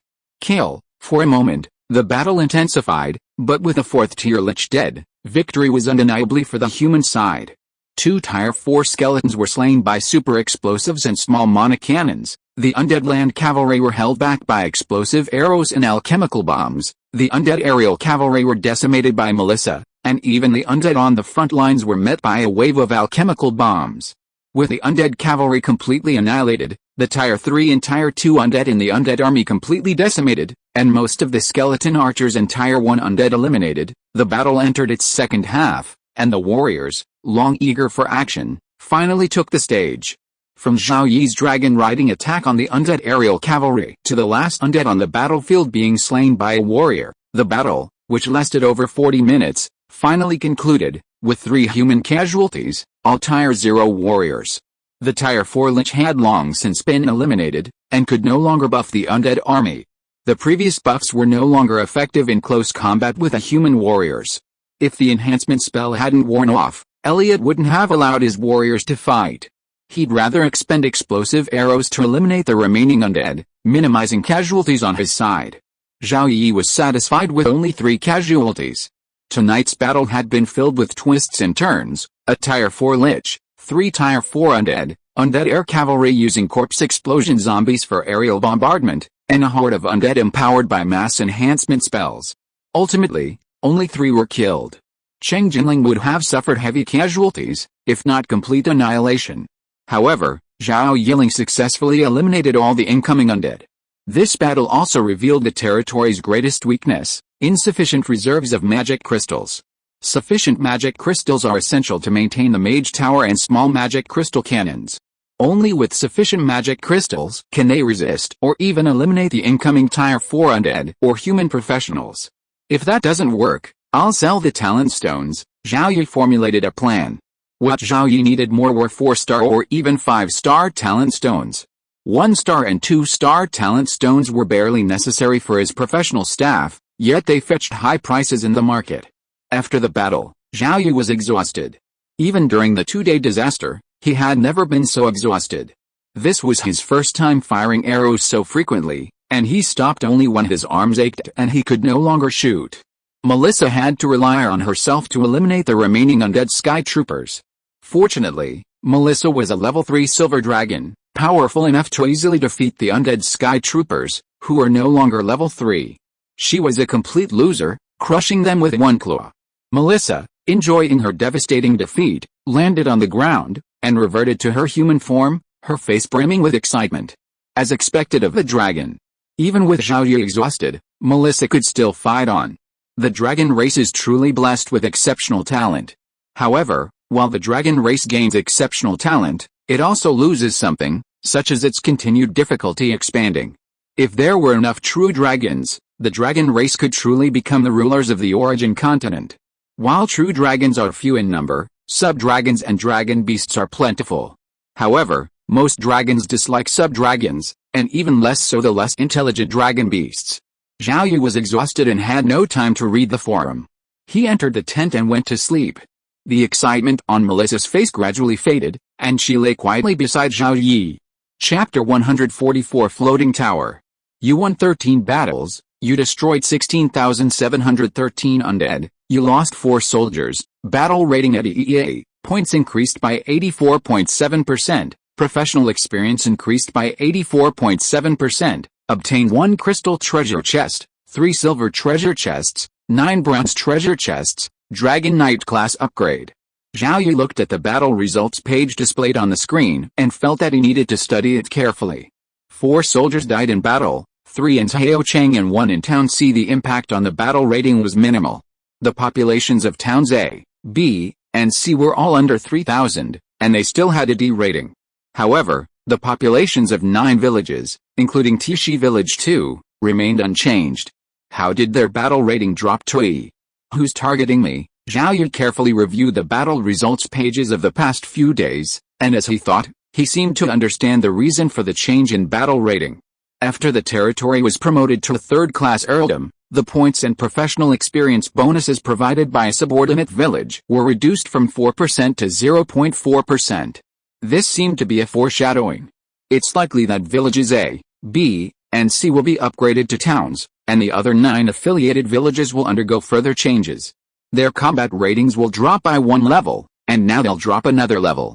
Then, when the territory is promoted to a marquisate, the villages will continue to drop 3 levels, and the towns that were previously downgraded by 1 level will also drop 2 levels. Zhao Yi thought about it and felt it was quite possible, but he lacked some verification to see if this would happen to other players' territories. As long as it wasn't targeting him, it would be fine. Territories must continue to rise, and while the downgrade of the battle ratings of affiliated villages will have an impact on them, it's a tolerable impact. After all, the populations of towns A, B, and C will soon exceed 3,000, reaching a C rating and receiving gold treasure chests. A third-level earldom offers 2 options, 1 crystal treasure chest and 12 silver treasure chests, or 1 crystal treasure chest, 3 gold treasure chests, and 9 bronze treasure chests. Other lords would choose the latter, but Zhao Yi felt that he could choose either. Silver treasure chests can yield advancement stones up to level 3, while bronze treasure chests can only yield advancement stones up to level 2. However, gold treasure chests can offer more valuable items than silver chests. The bonuses for points and combat class experience also favored the latter. Of course, Zhao Yi had no way to choose again now and could only continue forward. Opening the crystal treasure chest, Zhao Yi examined the 49 cards that popped out of the chest one by one. Sure enough, there was only 1 crystal card, and only 3 platinum cards. He chose 1 crystal card, Intermediate Mage Tower. He chose 2 platinum cards, Magic Gun, Level 3 Assassin Recruitment Scroll 4. He chose 3 gold cards, his Swift as the Wind Skill Book, Level 3 Lancer Recruitment Scroll, Level 2 Earth Maid Recruitment Scroll. He chose 1 silver card, Basic Pharmacy Workshop. When opening the remaining silver and bronze treasure chests, he got a little surprise. A Level 3 Advancement Stone appeared from the silver treasure chest, adding another Level 3 shooter to the territory, Intermediate Mage Tower. Good stuff. The Mage Tower in Taocheng is a basic Mage Tower. Intermediate Mage Towers are even more powerful than basic Mage Towers, but they require a significant amount of energy. Zhao Yi currently struggles to fully power even a basic Mage Tower, let alone an intermediate one. Because of the incident with the intelligence purchase, Zhao Yi was tempted to put the Intermediate Mage Tower in his card pack and not use it for the time being. But then he thought, Taocheng already has basic Mage Towers, Demiplanes, and the Tree of Life, so replacing the basic Mage Tower with an intermediate one wouldn't be a big deal. Perhaps powerful indigenous warriors who might infiltrate Taocheng in the future would see the Intermediate Mage Tower and think it was manned by a powerful mage, and wouldn't dare approach. Since the basic Mage Tower's energy reserves are running low, the Intermediate Mage Tower is replacing it and temporarily relocating it to a town. The Intermediate Mage Tower, also known as the Floating Mage Tower, can levitate and slowly move at the expense of significant energy, making it a reasonably powerful weapon of war. Above the Intermediate Mage Tower stood the Advanced Mage Tower, which the native professionals of the Origin continent preferred to call a floating fortress, a true weapon of war. The most powerful Super Mage Tower was a floating city, a city floating in the sky. A Super Mage Tower could only withstand a siege by 10 9th-level legendary warriors. Zhao Yi fantasized about even more powerful floating fortresses and cities, hoping to find them in treasure chests someday. He just didn't know what tier of treasure chest would yield them, but it must be something higher than a diamond tier 1. Zhao Yi unhesitatingly took out the Swift as the Wind skill book, and used it, but it failed. Why can't I use it? Zhao Yi stared at the skill book in bewilderment. Could it be that he couldn't learn more Legion skills? Opening, personal, and finding Legion skills, Zhao Yi discovered a problem. It seemed the rules of the game had changed again. The current rules for Legion skills stipulated that professionals could only learn 1 per level. Zhao Yi is a Tier 3 professional. From Tier 0 to Tier 3, he can possess a total of 4 legions. However, Zhao Yi's current legion skills list includes 7, unmissable arrow, unwavering as a mountain, wind, forest, and fire, invigorating, magical radiance, left and right shot, and 100-step shot. Although his legion skills limit has been exceeded, all 7 are still active. According to the game rules, Zhao Yi will not be able to learn new legion skills until Tier 7. However, he can still learn new legion skills and replace old ones with new ones. Zhao Yi sees both advantages and disadvantages in this rule change. He may have the most legion skills among all players, and he has the opportunity to acquire more. On the downside, he currently cannot acquire more legion skills. If he receives a better legion skill from a treasure chest, it can only replace an older, less powerful one. On the upside, having exceeded the legion skills limit, he will be ahead of other players until at least Tier 6. Furthermore, he cannot increase his legion skills, but he can grant legion skills to his generals and officers. The territory's total army strength has surpassed 6,000. One day, a general or officer will need to lead his troops into battle alone, and Zhao Yi's legion skills will be ineffective. Using legion skills to strengthen generals and officers is a very good option. Furthermore, during battles on the Zhaochang battlefield, Zhao Yi's legion skills grant bonuses to all soldiers, while the legion skills of his subordinates continue to provide bonuses to their own soldiers, and the 2 skills can be combined. Therefore, Zhao Yi will not need to learn Swift as the Wind, a legion skill more suited for cavalry commanders. Basic Pharmacy Workshop allows for mass production of potions. During disasters, the large amounts of energy and stamina potions redeemed from the points will effectively reduce casualties within the territory. With the addition of a pharmacy workshop, the territory can produce a variety of potions, but the raw materials still need to be purchased from outside sources, and the workshop lacks pharmacists. Pharmacists were originally alchemists, but were later separated, and pharmacists also require mages to function. Alchemy, medicine, prospecting, mages have made tremendous contributions to the development of human civilization on the Origin continent. It's a pity that they only developed the professional class, leaving the lower class civilians out. By the way, should the update time be changed to after 8 p.m.? Updating in the early morning is a bit of a distraction for everyone too. It's okay to keep the book going. I recommend reading it once a week. The author updates at least 6,000 words a day. If you don't read it for a long time, it will easily die. The author needs to make a living from writing. Chapter 145 Hiding Soldiers. After breakfast, Zhao Yi, Cece, Elliot, and 5 others met in the City Hall meeting room to discuss matters concerning the territory today. The most important issues still concerned the demiplane, Zhaocheng, and the 3 towns of A, B, and C. Construction in the demiplane was proceeding at a rapid pace. Thanks to the hard work of earth mages, water mages, and a group of hired laborers, the initial construction of the 2nd town in the demiplane had been completed. The population could be relocated to the 2nd town today, though initially, the immigrants would still have to live in tents. The territory's development on the Origin continent was more important than its development on the demiplane. Housing needs in Zhaochang and the 3 towns of A, B, and C must be met first before the demiplane's development. While there were no earth mages to help with construction, the demiplane's soil, stone, and wood were all usable, allowing civilians to build their own houses. Zhaochang's population had already exceeded 30,000. With the addition of the 3 towns of A, B, and C today, the territory's population on the Origin continent would exceed 50,000, necessitating preparations for advancement to second-class earldom. Zhaochang's population growth needed to shift from quantity to quality. With a demiplane at hand, Zhao Yi quickly devised a plan, which he presented at the meeting and discussed with Cece Elliot and the other 4. Zhao Yi's plan was simple: utilize the demiplane. On the day of the territory's promotion, those in Zhaochang with a population exceeding 30,000 would be temporarily relocated to the demiplane, returning after the promotion. These relocated individuals would be non-professionals, maximizing the number and quality of professionals in Zhaochang. Yesterday, they had already begun relocating professionals who had reached their current level of perfection to the demiplane, and more would be moved to make room for newly recruited professionals. On the day of the promotion, All professionals in the demiplane would participate in the battle. This would significantly boost the strength of Zhao Cheng's defenders, giving them a greater chance of annihilating all incoming undead with minimal losses. C.C. Elliot and the others agreed that the Lord's plan was feasible and offered their input. Soon, a relatively complete plan was finalized, to be implemented today. Towns A, B, and C have three main tasks today.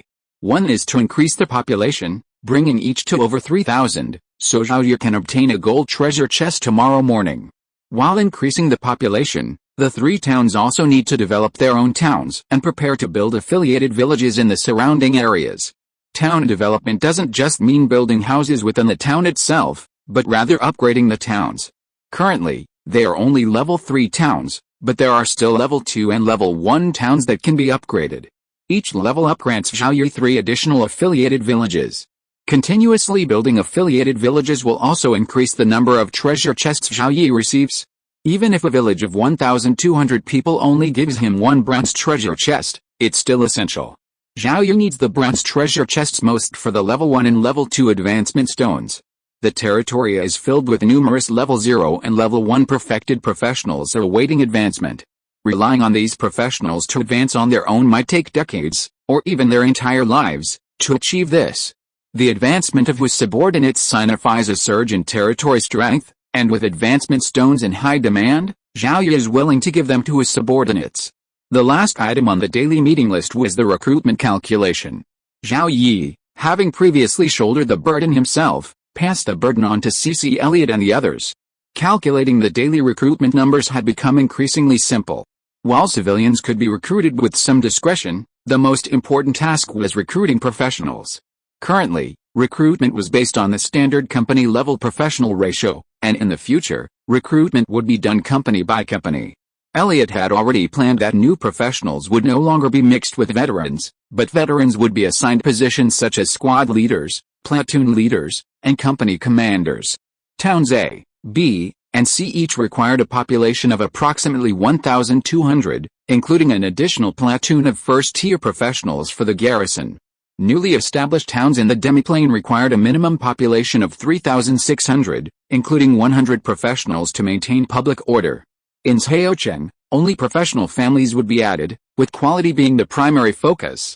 The undead slain last night, combined with the bonus points from this morning's battle, reached a massive 1.88 million. Especially with a 3/4 tier undead, each worth 100,000 base points. Without them, today's point increase wouldn't be much higher than yesterday's. Adding the 1.46 million points left from yesterday, Zhao Yi still has 3.34 million points available. Over the past 3 days, daily recruitment had cost over 4 million points. The over 10 million points accumulated from the disaster were completely consumed in just 3 days, leaving only the remaining points earned in the past few days. Today's 3.34 million points have been almost completely used up. From now on, daily recruitment will rely solely on the points earned from the undead extermination overnight and the recruitment scrolls found in treasure chests this morning. After careful calculations, the final decision was to recruit 2 companies of first-tier professionals, half a company of second-tier professionals, 5 third-tier professionals, and nearly 100 first-tier professionals, for a total of 400.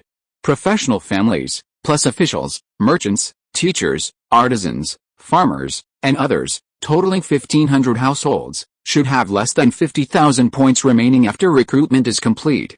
After the meeting, Zhao Yi took Melissa to the teleportation array to prepare for recruitment. Before doing so, Zhao Yi took out 2 talent stones and sent them to the market for auction.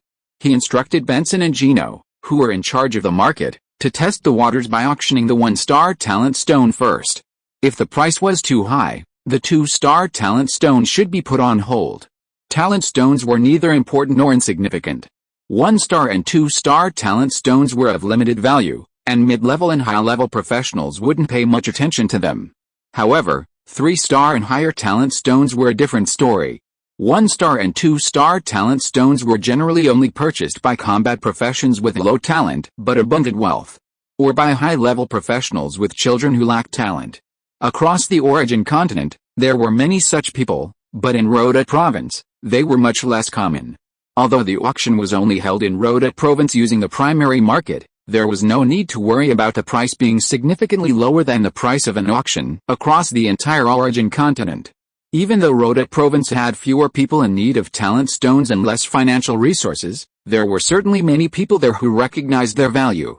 After the auction, whether it was to use the market in Rhoda province to conduct a larger auction or to give it away as a gift, both were good options. Zhao Yi only hoped to obtain enough magic crystals for his territory through the auction of his talent stones.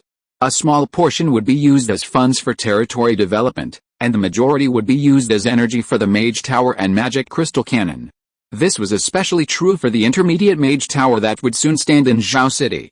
Given Zhao Yi's current situation, no amount of magic crystals would be enough to power the intermediate Mage Tower. It was truly difficult. Chapter 146 Vest. While Zhao Yi was recruiting near the teleportation array, Jinwo and Benson were preparing to auction off a 1-star talent stone in the market. As managers of the only market in the entire territory, Jinwo and Benson's daily duties were easy, primarily focused on purchasing and auctioning. However, the remaining time was not idle. They browsed the market network for information on various items, understanding prices so they could bargain with vendors when purchasing supplies. This was their first time seeing a talent stone. They had never seen the same item for sale or auction on the market network. In fact, after Zhao Yi opened a talent stone from his treasure chest, other Lord players had also been lucky enough to find one and auctioned it on the market. However, player territories are generally rudimentary markets, and Xiao Chang's market only operates within the Violet Kingdom's Rhoda province. Other Lord players traded in provinces in other countries. Therefore, Jinwo and Benson were unable to gather information on talent stones in the market. However, potions and rare items with similar effects to talent stones had appeared on the Rhoda province market network several times, with prices varying. The more talents you upgrade, the greater the success rate, and the more expensive the price. Conversely, the smaller the talent upgrade, the lower the success rate, and the cheaper the price. Even at its cheapest, it's still not affordable for low-level professionals. A 1-star talent stone can only upgrade someone with 0 talent to 1 star, providing a modest improvement, but with a 100% success rate.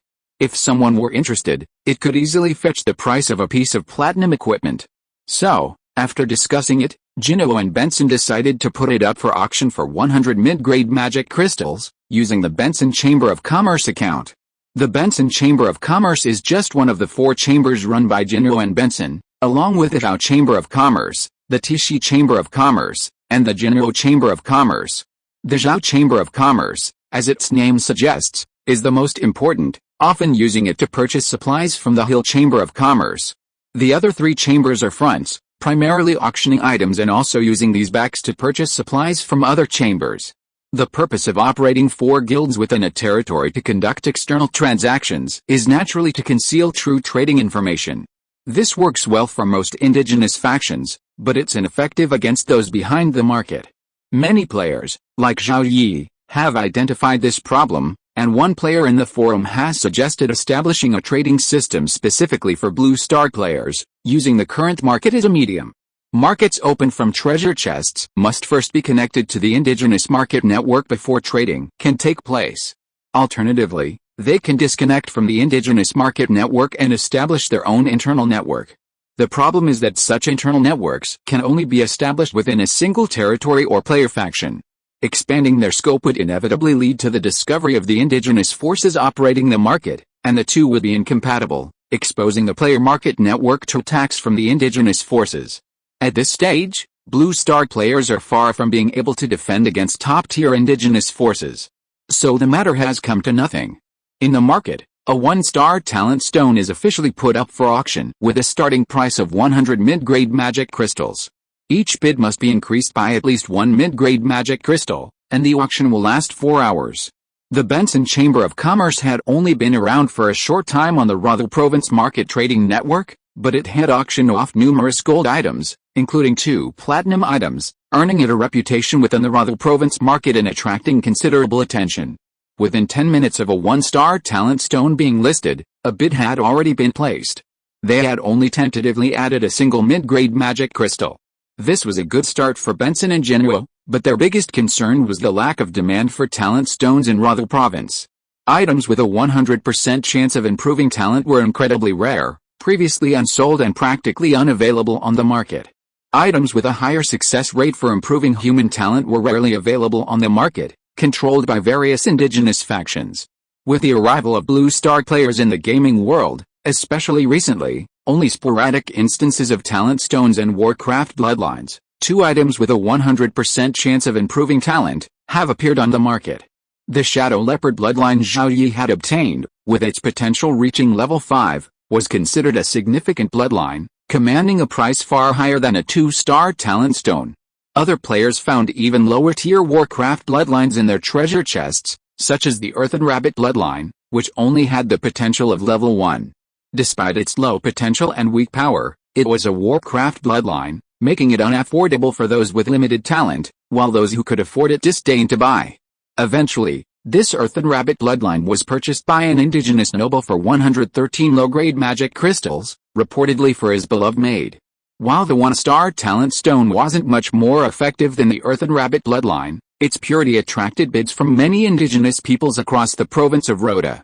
For some indigenous factions with ample cultivation resources, a person's talent was crucial. The difference lay in the resources expended to aid their rank advancement, especially with the advent of advancement stones.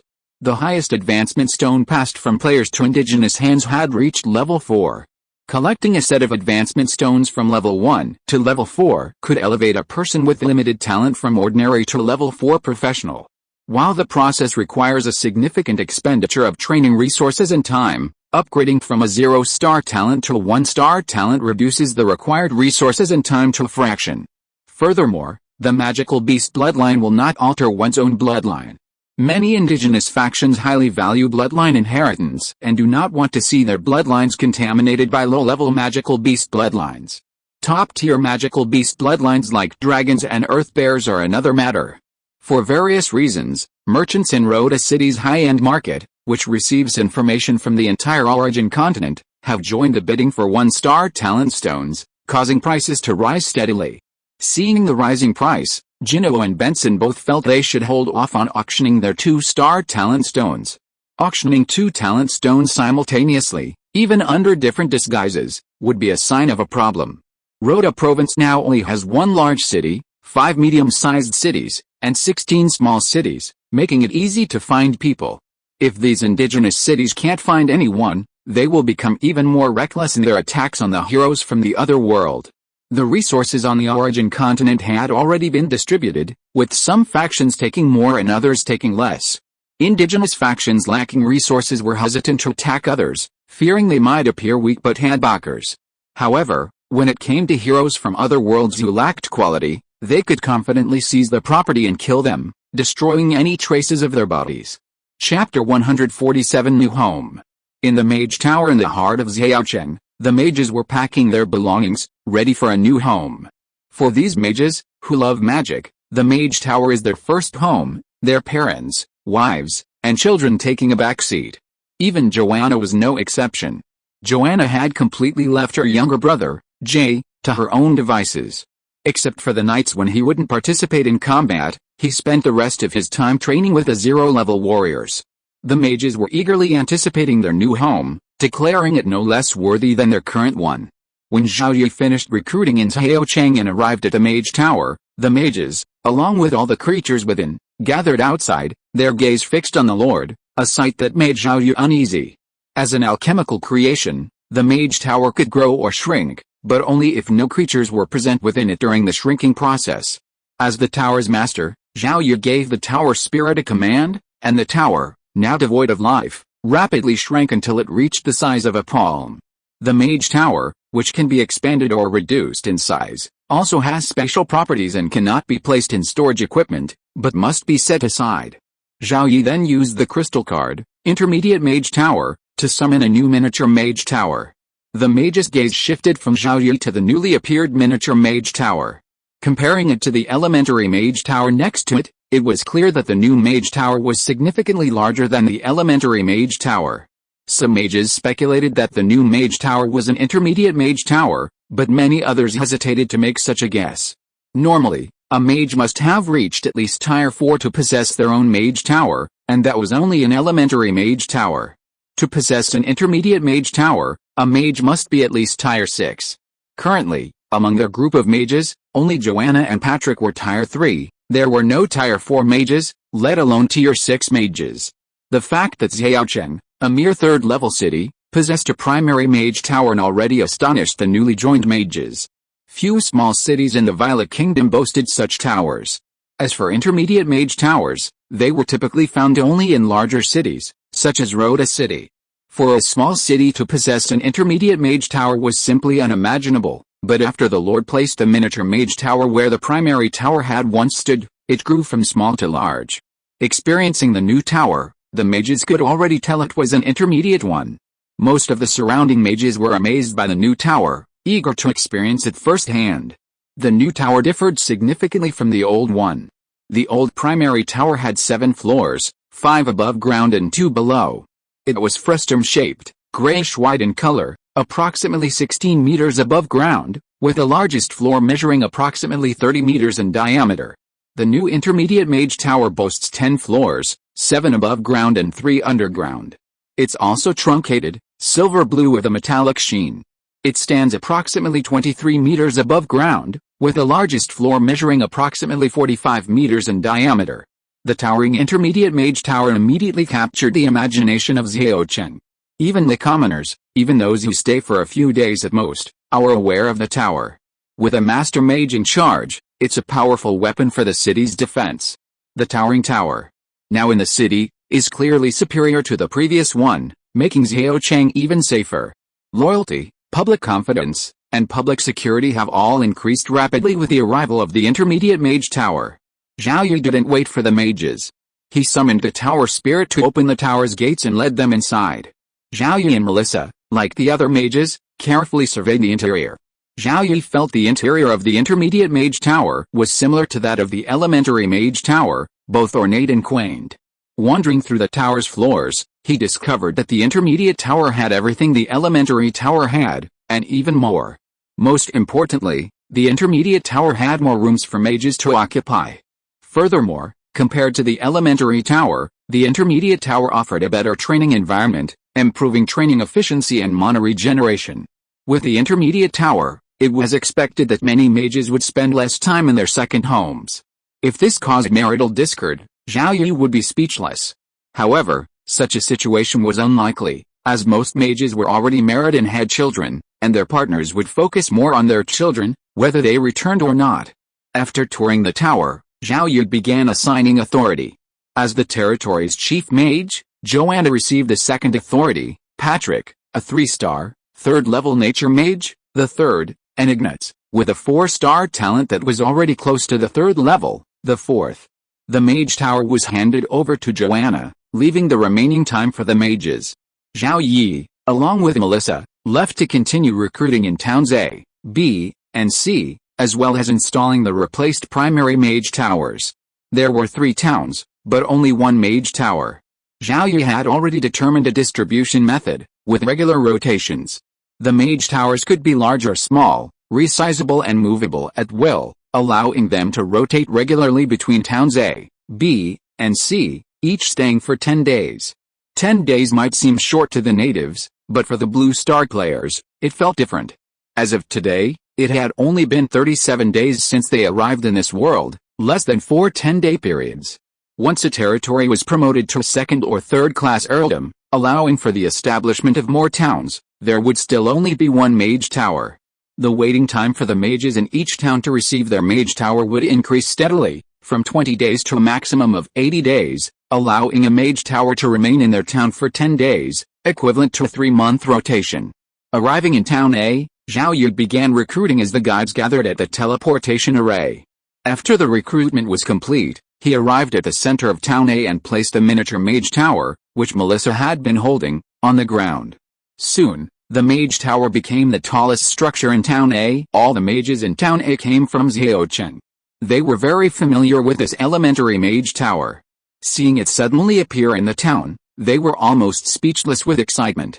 Mages without missions hurried to the mage tower. Lord, the mages who came over bowed respectfully upon seeing Zhao Yi in front of the mage tower. Zhaocheng already has a new mage tower.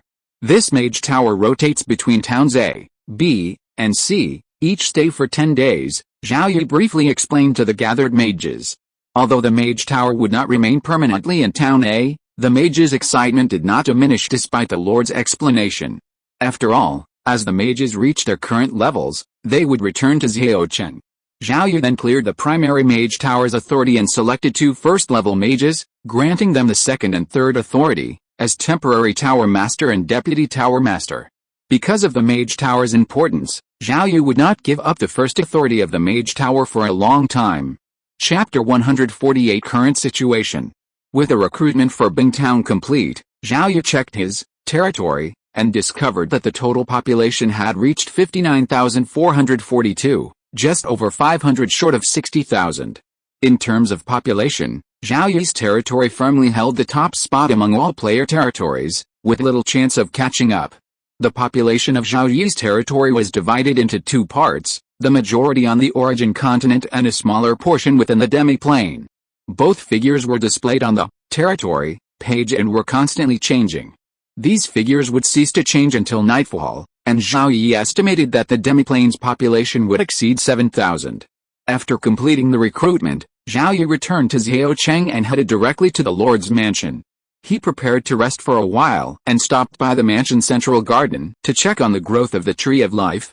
Almost a day had passed, and the Tree of Life hadn't grown at all. Instead, he spotted a small amount of water on the top leaf. Smelling the rich aura of life within the water, he confirmed it was the water of life, almost reaching the size of a single drop. However, Zhao Yi intended to collect it now. He pulled out the small crystal bottle he had prepared from his storage ring and carefully transferred the water of life from the leaves into the bottle. So little, Melissa sighed softly. She, too, wanted to drink the water of life, but it was so little that she couldn't bear to ask Zhao Yi for it. She'd wait until he had more. Zhao Yi had 2 plans for how to use the water of life. The first was to give a drop to each of his key personnel, according to their rank. If they were seriously injured, they would immediately drink the water of life. The second was to reward those injured in heroic battle. Instead of giving them 1 drop at a time, he could dilute the drop into a bucket or even more, and then distribute a certain amount of diluted water of life to each injured person according to the severity of their injury. No matter how diluted, the water of life was extremely precious to low-level professionals, so Zhao Yi's reward was quite generous.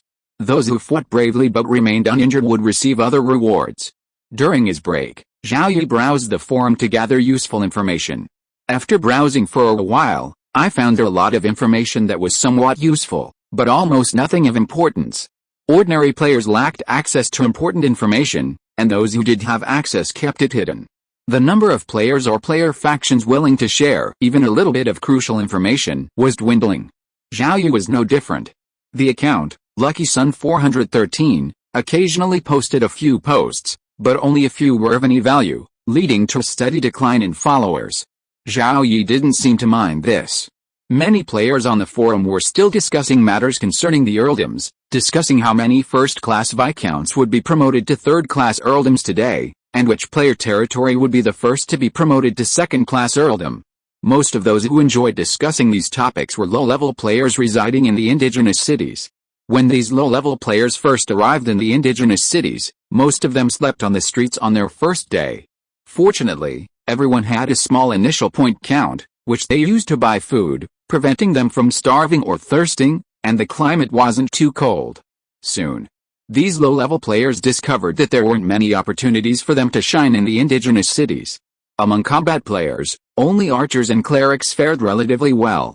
Archers relied on luck to kill low-level undead attacking the indigenous cities, while clerics healed injured natives. Warriors and assassins had no chance of melee combat, and most mages struggled with their spells. While they could leave the city during the day, they dared not and could not hunt undead near cemeteries. They could only seek out mines and other places where undead might lurk. Unlucky encounters with even stronger undead could lead to team annihilation. Subsistence players were even worse off, with no house or land, and no opportunity to flourish in their subsistence professions. Some players, unable to accept their current lives, gave up, while others persevered, fueled by their longevity, youth, and health. A daily treasure chest offered a chance to improve their situation, but most players only received the worst wooden chest, containing only a single ordinary card, leaving them with no choice. A piece of ordinary equipment was the best item a wooden chest could yield. Good quality ordinary equipment could fetch several gold coins, enough to buy a modest house in the indigenous city and provide a safe haven for their family. Items like clean stone, clean soil, and sour rat meat are all relatively inferior and of little value, consumed only by those nearly starving. While the players residing in the indigenous cities mocked the players outside during the disaster, they were filled with envy and jealousy, longing to be recruited by a player lord. While the indigenous cities offered safety, opportunities for advancement were few. Over 30 days passed, the less fortunate could barely scrape together enough money to rent a cramped house by opening treasure chests. Most players couldn't find work or money in the indigenous cities, as they were already overcrowded with civilians, and at least for now, players couldn't compete with them. Many players in these cities yearned to be recruited by player lords, but waited endlessly for the opportunity. Within just a few days of arriving on the origin continent, the player lords realized that while recruiting players was cheap, using them was more troublesome than using the indigenous population. Problems arose one after another, and many territories primarily populated by players couldn't survive in the first few days. Nowadays, independent player lords who lack a sufficient number of trusted confidants typically recruit only indigenous residents. Many players live in the indigenous cities, living off the land and waiting to die, spending much of their time in the forums. Due to the rapid growth of player territories, outside players have little free time during the day. Exhausted, they can easily fall asleep at night, unawakened by even the fighting outside.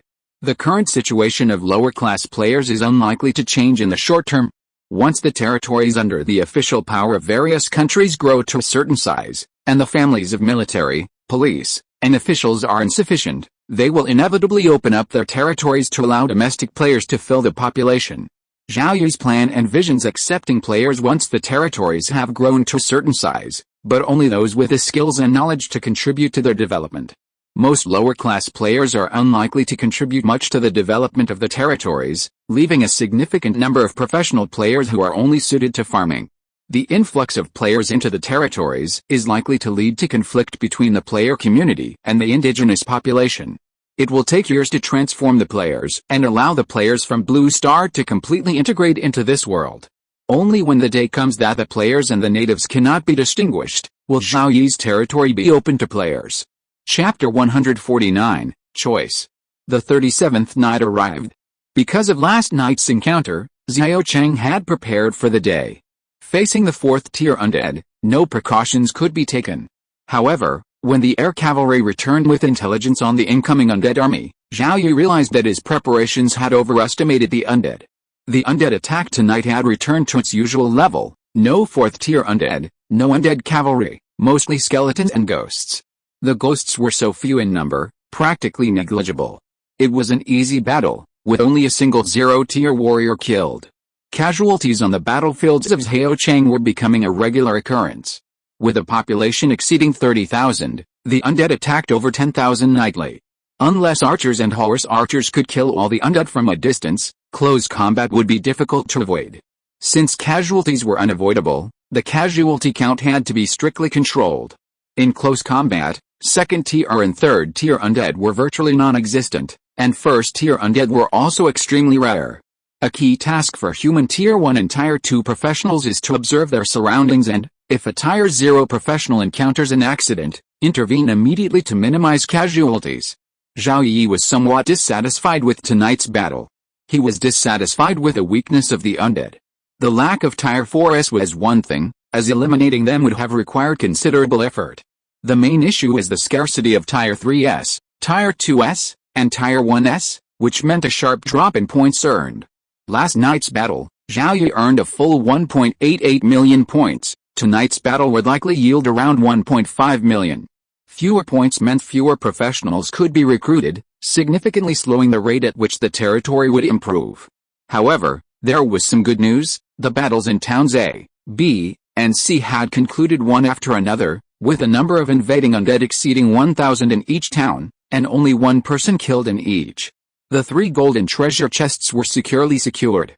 A silent night passed. You won 13 battles. You destroyed 18,025 undead, you lost 3 soldiers, battle rating, XYAE, points increased by 87.7%, professional experience increased by 87.7%, obtained 1 crystal treasure chest, 3 gold treasure chests, and 9 bronze treasure chests. The bonuses for points and professional experience have increased.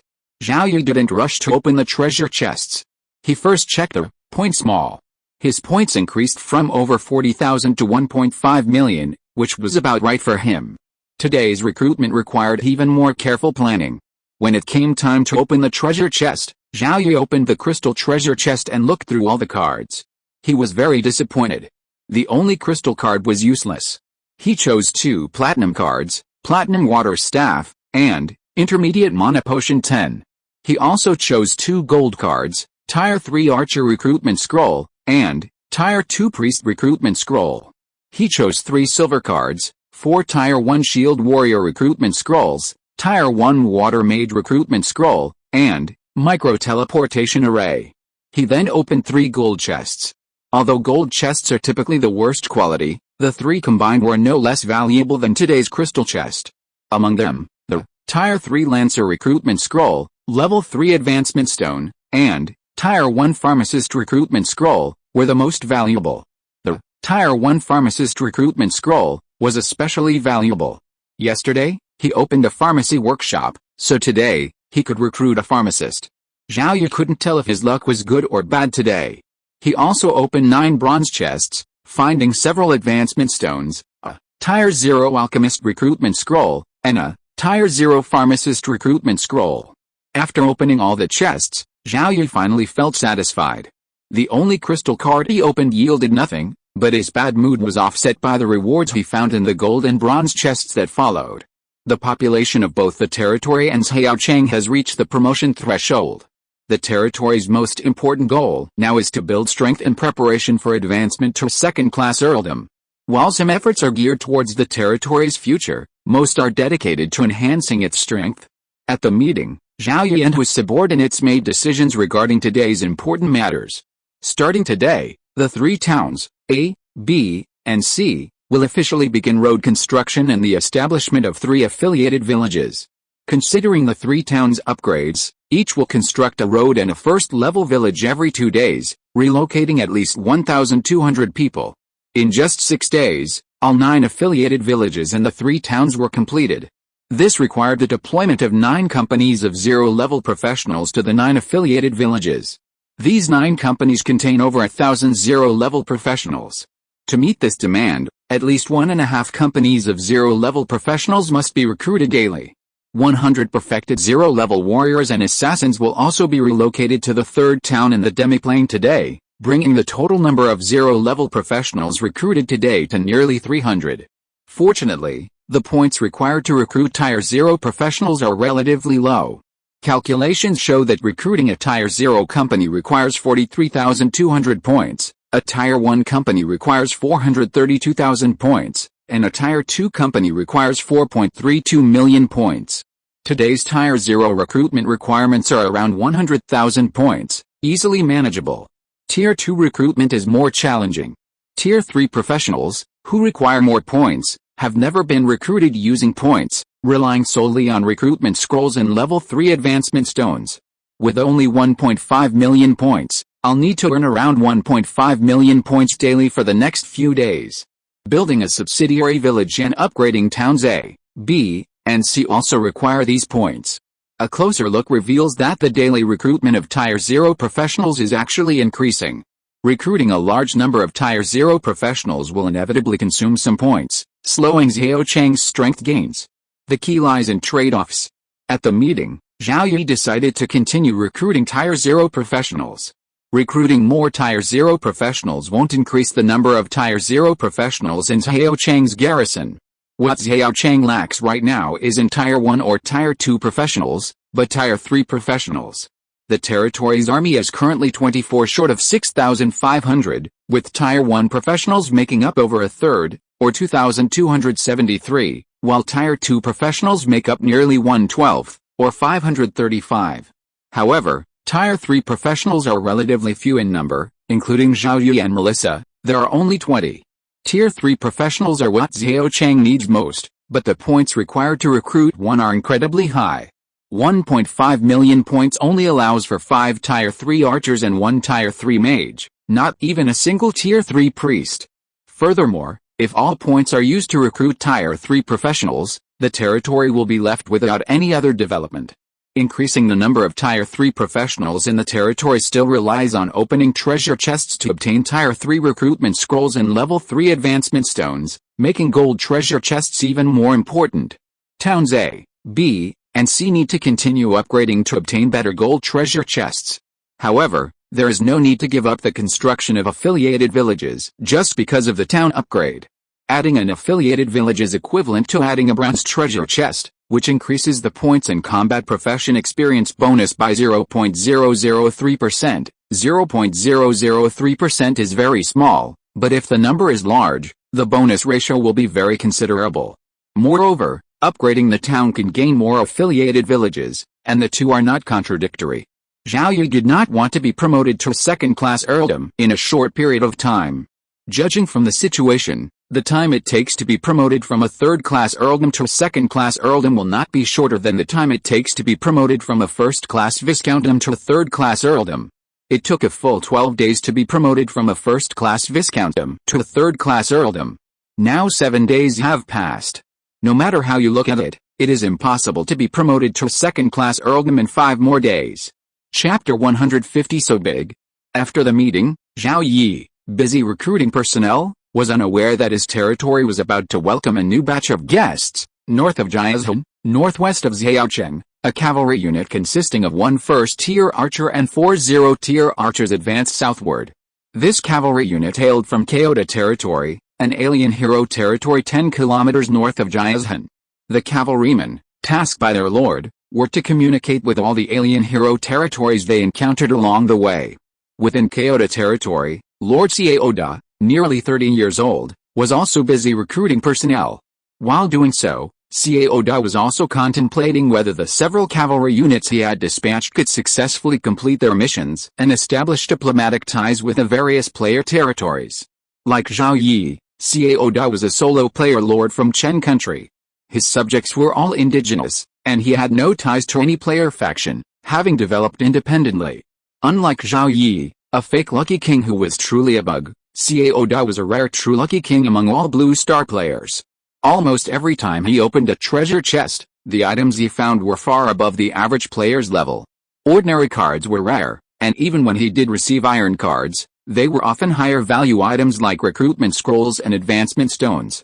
Xiaoda's territory, blessed with the luck of a European emperor, rapidly developed, successfully achieving his promotion to first-class viscount a day before yesterday. Without the support of powerful factions, the highest territories held by European emperor lords were first-class viscounts. Xiaoda had officially entered the top tier of individual player lords. Having achieved first-class viscountship, Xiaoda naturally set his sights on third-class earldom, eager to ascend as quickly as possible. However, Xiaoda knew full well that this was impossible to achieve in a short period of time. His promotion to first-class viscountship was only possible thanks to the massive accumulation of points he had accumulated during the 2-day disaster. He expended almost all of these points, converting them into territory strength, and only then was he able to achieve this, despite the casualties of dozens of first-class and zero-class professionals. With his points dwindling, Xiaoda couldn't rapidly expand his territory solely on daily points. He began looking for other ways to improve his territory's strength. One way to expand his territory was to dispatch several cavalry squads to search for other player territories in various directions, hoping to establish diplomatic relations. Establishing diplomatic relations was only the first step. Xiaoda had further plans. As a player known for his luck, Xiaoda had uncovered many valuable items from treasure chests, similar to the gold and platinum equipment that Zhao Yi could find. However, Xiaoda was more cautious than Zhao Yi, due to his weaker strength, and he didn't dare to list too many valuable items on the market. While he still had a stockpile of gold equipment and 2 pieces of platinum equipment, the funds earned from these other items had supported his territory's growth to this point, a true example of his luck. Xiaoda wanted to establish diplomatic relations between his territory and other player territories, one of his goals being to sell any excess valuable equipment to other player lords in exchange for funds. If possible, directly exchanging it for advancement stones would be even better. Compared to the first goal, the second was more important. Xiaoda's territory was already a first-class viscount territory.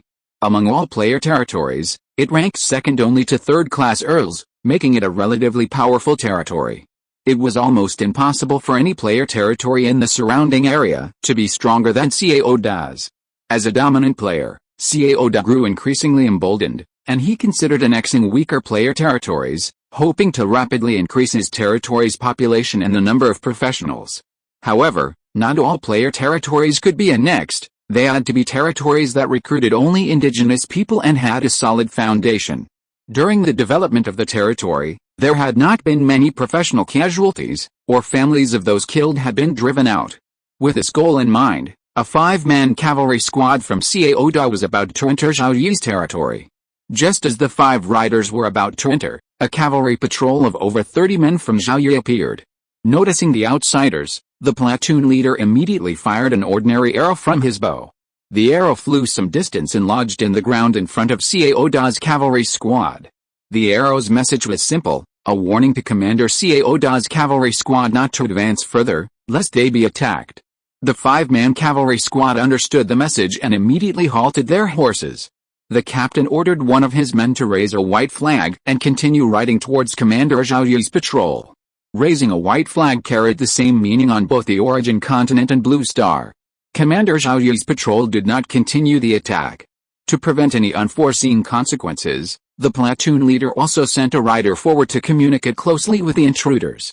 A very unsuccessful communication between the 2 cavalry units officially began.